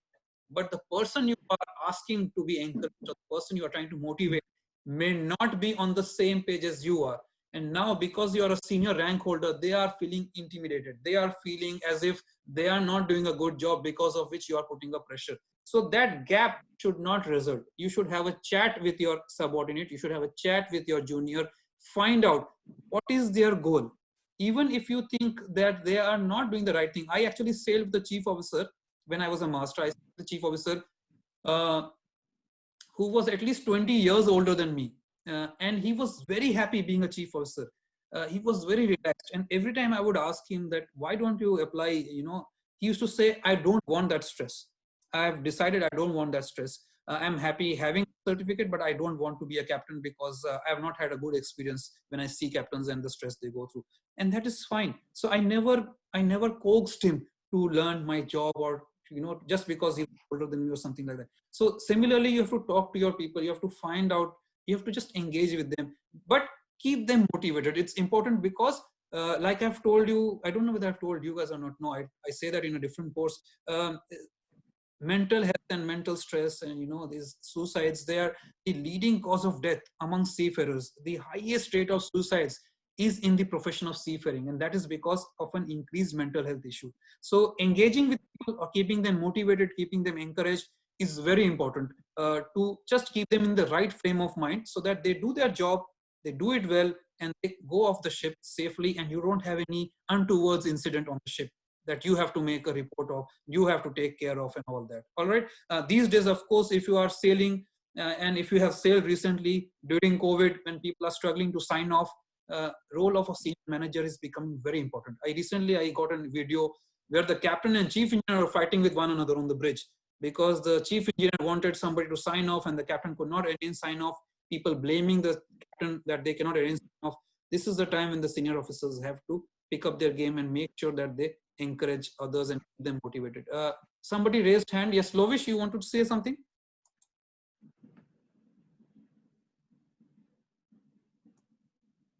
Lovish, something you want to say? No? Yes, sir. Yes, sir. Even I saw that video. Yeah. And the another thing was, when the best example of COVID days is, even I was there on board. Yeah. Before COVID, I got a very good photograph where the earlier superintendent used to say that I am the superintendent, do that work and do that work, I can do that. But during the COVID, when the people were asking the sign off, then the superintendent was saying, I am the only superintendent, what can I do? That's correct. That's absolutely correct. So again, it's a struggle for senior officers today. But yes, how you keep them motivated will come down to how well you do that job. It's struggle. It's not easy. And I'll come to the point where somebody asked me a couple of years back, but who motivates the captain? Who motivates the chief engineer? What about them? They are also struggling as well. And we'll talk about that as well. We'll continue with our theories of motivation. So I don't go into theories of management because it's boring for you guys. I rather go into the message of it. And that's what I highlight in red, that you have to understand the core need of your employee, the core need of your subordinate, but make sure it's a genuine effort. Genuine effort is most important. Don't engage with them on a fake basis just to show that you are doing a job, because people can read. All of us can read one another. When you see me, when you meet me, or when you talk to me, you can immediately know I mean, you have your own perception, of course, but people can see through one another. You know, if I'm trying to act like an expert, you can easily find out if I'm an expert or not. And similarly, if you're trying to fake motivation, that will even set them off further. So be honest, be genuine. So I'll give an example. Like these days, my own, a lot of my batchmates are sailing as masters, and they have been talking to me, and a lot of people, lot of crew are going up to them and asking them for genuine sign off, and they are struggling to sign off. And my friends tell me that I actually tell them the truth. I tell them that if I could sign you off, I would. It's not in my hands. But you know, show that sympathy, show that genuine concern. Tell them, be honest with them, rather than you trying to, you know, trying to protect the company or trying to pretend that you are doing something whereas you are not. Rather be honest, and that person will empathize more. That person will understand it more, rather than you being fake. So be a genuine leader. I'll quickly show you this slide, which you must have, I'm sure, heard of, Maslow's need. And Maslow came up with this, bloody hell, all right, here, Maslow's hierarchy of needs. And I'll quickly explain this if you don't know. So what Maslow said, that the needs start from the bottom of the pyramid and they go up as you progress in life. So the first thing is, of course, when you go into the job, you know, you basically want a job. I'll put it in that context, all right? So not in a social context, but more from the context we are talking about. So when a person gets a job, he's very happy getting that job. He wants that job to get some money to, you know, to survive. And then as they grow, they want that job security. They want that promotion. They want to be accepted on the ship. They want people to interact with them. They want, you know, their self-respect to be addressed. If they are doing a job, they want it to be acknowledged. And it is only towards the top that self-actualization is when a person assesses themselves on what they need, what is actually required of them, what is it that they need. It may not be money. For somebody, it may be money. For somebody, it may be promotion. For somebody, it may just be social interaction. For somebody, it may just be good food. I remember one of my friends who was a vegetarian. And when I say vegetarian, that doesn't mean eggs. It means just vegetables. This poor guy, he landed up in Japan to take over a dry docking vessel. He was a master. And this fellow could not find anything to eat. Japan or China, I think it was China. And he had to survive on soup and rice. And all he told me was, at that point of time, he did not think of his salary. He did not think of promotions, anything else. All he thought was, I want to go home and have a good meal. So self-actualization is when you are at that stage of your career, when you assess what is it that you need and you address it. So that is the kind of conversation as managers you need to have with your employees. At what stage of this pyramid are they in? Is that they want job security? Do they want a promotion? Do they want to be respected? Do they want to be a part of a group? Do they want to be included in social activities? What is it that they need? And then address it. But of course, a funnier version of this Maslow's has been modified. They have added Wi-Fi to this. And of course, these days, Wi-Fi is becoming more important. And then a funnier version is this one here, where they've also added battery, because you guys are using cell phones and mobile phones. And in our days, we never had much more mobile phones. No, we did, but not as you guys have. So you have laptops. So I mean, it's just a funnier thing. But what I want to show you here is how the needs will change with changing positions, changing time. And you have to keep them engaged, and you have to talk to them to find out what is it that drives them, what motivates them. A quick question, and I don't know where the slide disappeared. I had the slide. Who motivates the master? Who motivates the chief engineer? Some answers from you guys. Who motivates you if you are the master tomorrow? The company motivates? The company and everybody on board. The crew. How the does company and everybody on board as well. Yeah, very good. How does the company motivate you, or how does the crew motivate you? Well, I'm sorry. Yeah, one of you just go ahead. Someone else talking. Let's the other guy talk. I don't want to interrupt. Yeah, that's okay. Somebody else. So whoever, step in. What are you asking? Sorry, Sam. If someone want to talk, let them talk. Okay, you go first, and then we'll ask the other person to step in. So who motivates the captain and chief engineer? You said the company, ship owner. How do they motivate? Somebody said bonus. Okay, very good. But do you get bonus? Yes. Yeah, by rewarding, by bonus, by little presents here and there, and with the crew is a word is enough. You know, nice words every time and then. with a good morning, good evening, whatever, you're doing good job, this, that, you know, like smile is reward between the people. Very good. Very nice. And such as on, you know, like taking the ship in the right direction, away from bad weather and all these kind of things.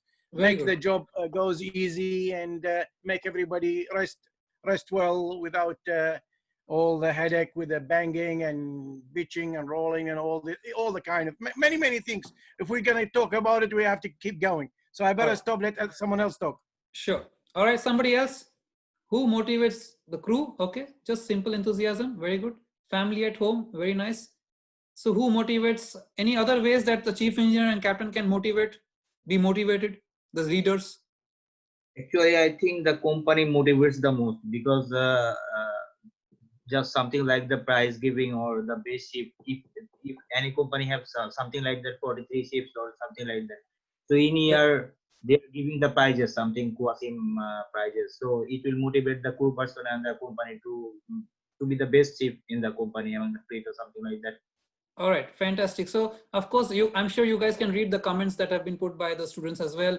Some said the crew is good enough, company, incentive through cash, support, communication, simple enthusiasm, family at home. Very good. So I'm very happy with the answers. A couple of more points that I will pride in the work. Very good. Absolutely correct. If you are that kind of a seafarer, very good. A couple of more points I will address is completely, I agree with you guys. Having a smooth running operation on the ship should be motivation enough for you as a senior officer. I completely agree with that. But also remember that there is a concept, I'm just introducing this, may not be applicable to you guys, you may not agree with me. There's a concept called third space. That third space, there's a concept, that term is third space. What is third space? If you look at athletes, and when they are performing, when they are playing matches, nobody's out there cheering for them. They are actually motivating themselves. They are driving themselves. That is called going into the third space. How do you motivate yourself? So when you are on the ship, you are a master, you are a chief engineer, you know why you are there on the ship.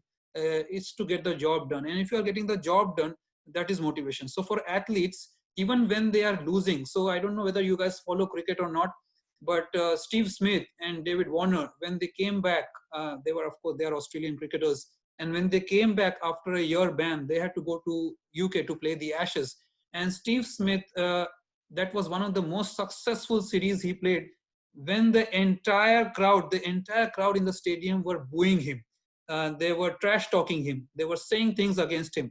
But he was so strong mentally that he performed. It was impossible to even get him out in those matches. I think he got out only once in the 5 test matches he played. And when people asked him, he said, I was actually using that energy, that negative energy of the people to drive myself.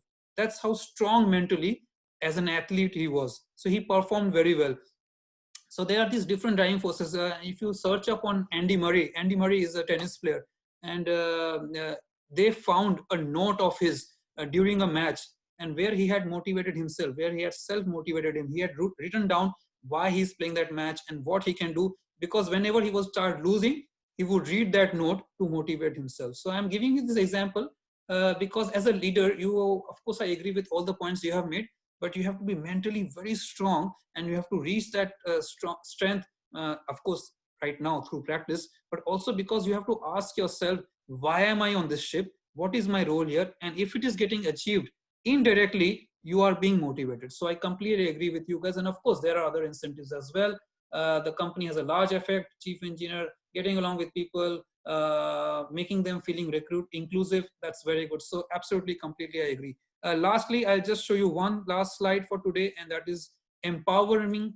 So if you want to empower others, if you want to give them some different kind of jobs, remember, people who are doing the same jobs every now and then, they kind of get demotivated. Sometimes it's good for you to switch them around, ask the third officer to do the second officer job, ask the second officer to do the chief officer job, and similarly in the engine department as well, rotate people around, ask them to motivate each other, ask them to train each other, ask them to teach them something. I'll give you an example.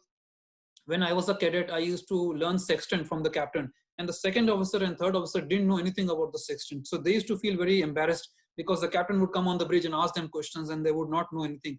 So at that point of time, instead of embarrassing, instead of making them feel conscious, if the captain had got them involved in that training process, that would have been more empowering for them. And similarly, if you are the leader there on the job tomorrow, simply switching things, some simple things, small steps lead to big results. You don't have to do something major. You don't have to have parties every day. You don't have to have drinks with people, but just simply switching certain things. Also, sometimes that little change, which is pleasant, of course, it should not be an unpleasant change, but that is called empowering. When you are switching the job design, making the work less repetitive and boring, or removing the demotivator. Whatever demotivates them, removing that also motivates them. So you don't have to do something new, but you can remove the fact which is demotivating and do that as well. So of course I can keep talking about it. Like you guys said, you guys have a lot to talk, and I have a lot to talk, a lot to tell you as well. Each topic is such a vast topic, but I'll keep it short here. We'll stop the lectures here today. I will be here if you have any questions after this. Otherwise, feel free to leave, and I will see you next Friday. But from this Friday to next Friday, I will send you the rubric, and I will send you a new case study. So read the rubric, make sure you understand the English in the rubric, and then read the case study and tell me whether you understand how to answer the case study to show your competence as per the rubric and get the marks. So I will send that document out for you guys.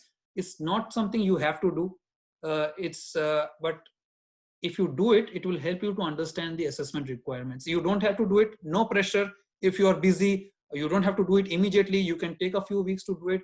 But if you do that exercise, it will be good for you to understand the assessment requirements and also understand how I will be marking the assignments, how you have to answer the questions. Makes the process very transparent and clear. So I will stop talking now. Thank you guys, and feel free to give me your feedback, comments, questions from now on. Thanks guys, bye. Thanks, Sam. Thanks, Sam. Thank you, Sam. very much. Thank you very much. Thanks, buddy. Thank Sam, you. before I go, I like to make you Thank you, laugh. Sam. Thank you, Sam. Thanks, mate. See ya. Thanks, buddy. Thank you. Thanks. Sam, yes. Before I go, I like to make you laugh. Yes, of course. I put the video on as well.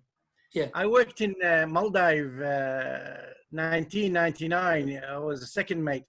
Yeah. With a Maldivian ship called Al Amin. Anyway, Yeah. we used to go all around that area. We used to go to Tuticorin and go to Indonesia and Thailand and all that, carrying cargo. And the bosun is very experienced, old man. He's very, very experienced, but we have to provide him with a couple of things when he was mentioning food, etc. and that. And the things, the kind of food we have to provide him all the time is chili, must be ketchup and Coca-Cola and sugar as well. And when I asked him, I said, why, this one for? What the ketchup, he mix up ketchup with Coca-Cola, with sugar and chili and other stuff. I said, what's this one for? He said, this one is good for gas, and the other one good for gas, and this one good for gas. I said, you're bloody gonna make the ship stink. Okay. Thank you, Eddie. Thank you. Thank you, sir. Thank you very much. Bye. Okay, all the best. So we're finished for the day, and we join 1 o'clock, is it? Finished for we have the day. another class. Yeah, you have to some other class. Okay, sir. All right. Okay, so thank you very much. Have a nice weekend. You too, buddy. Thank All you. the best. Bye. Yeah. Bye.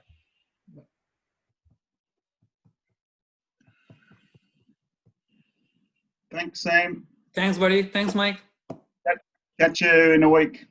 Yes, have a good weekend. Yeah, you too. You too, buddy. Thanks.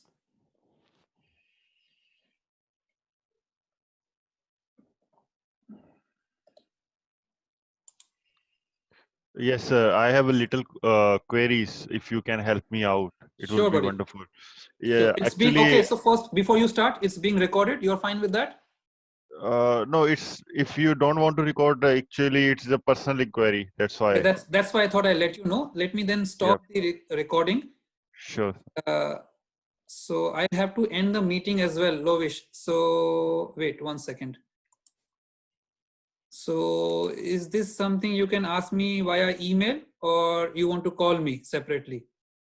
Whatever you like, sir. Actually, I am a new student in AMC. I did my Right. second maths from India, so Yeah. I'm not that much familiar with Milo and and e-student things. Actually, I just want to know that how to study, or if you can help me out, sir. Okay, sure. We'll have a chat about it. Let me stop this meeting and I will. Sure, sir. You have my office number? Yes, sir. It's there in your email, I guess. Yeah, that's right. It's there in my email. So I will have a chat, or just send me your number and I'll call you. Okay, just send me your number, email me your number and I'll call you. Okay. Okay, sir. All right. Thanks. Thank you, sir. All right. Thank you.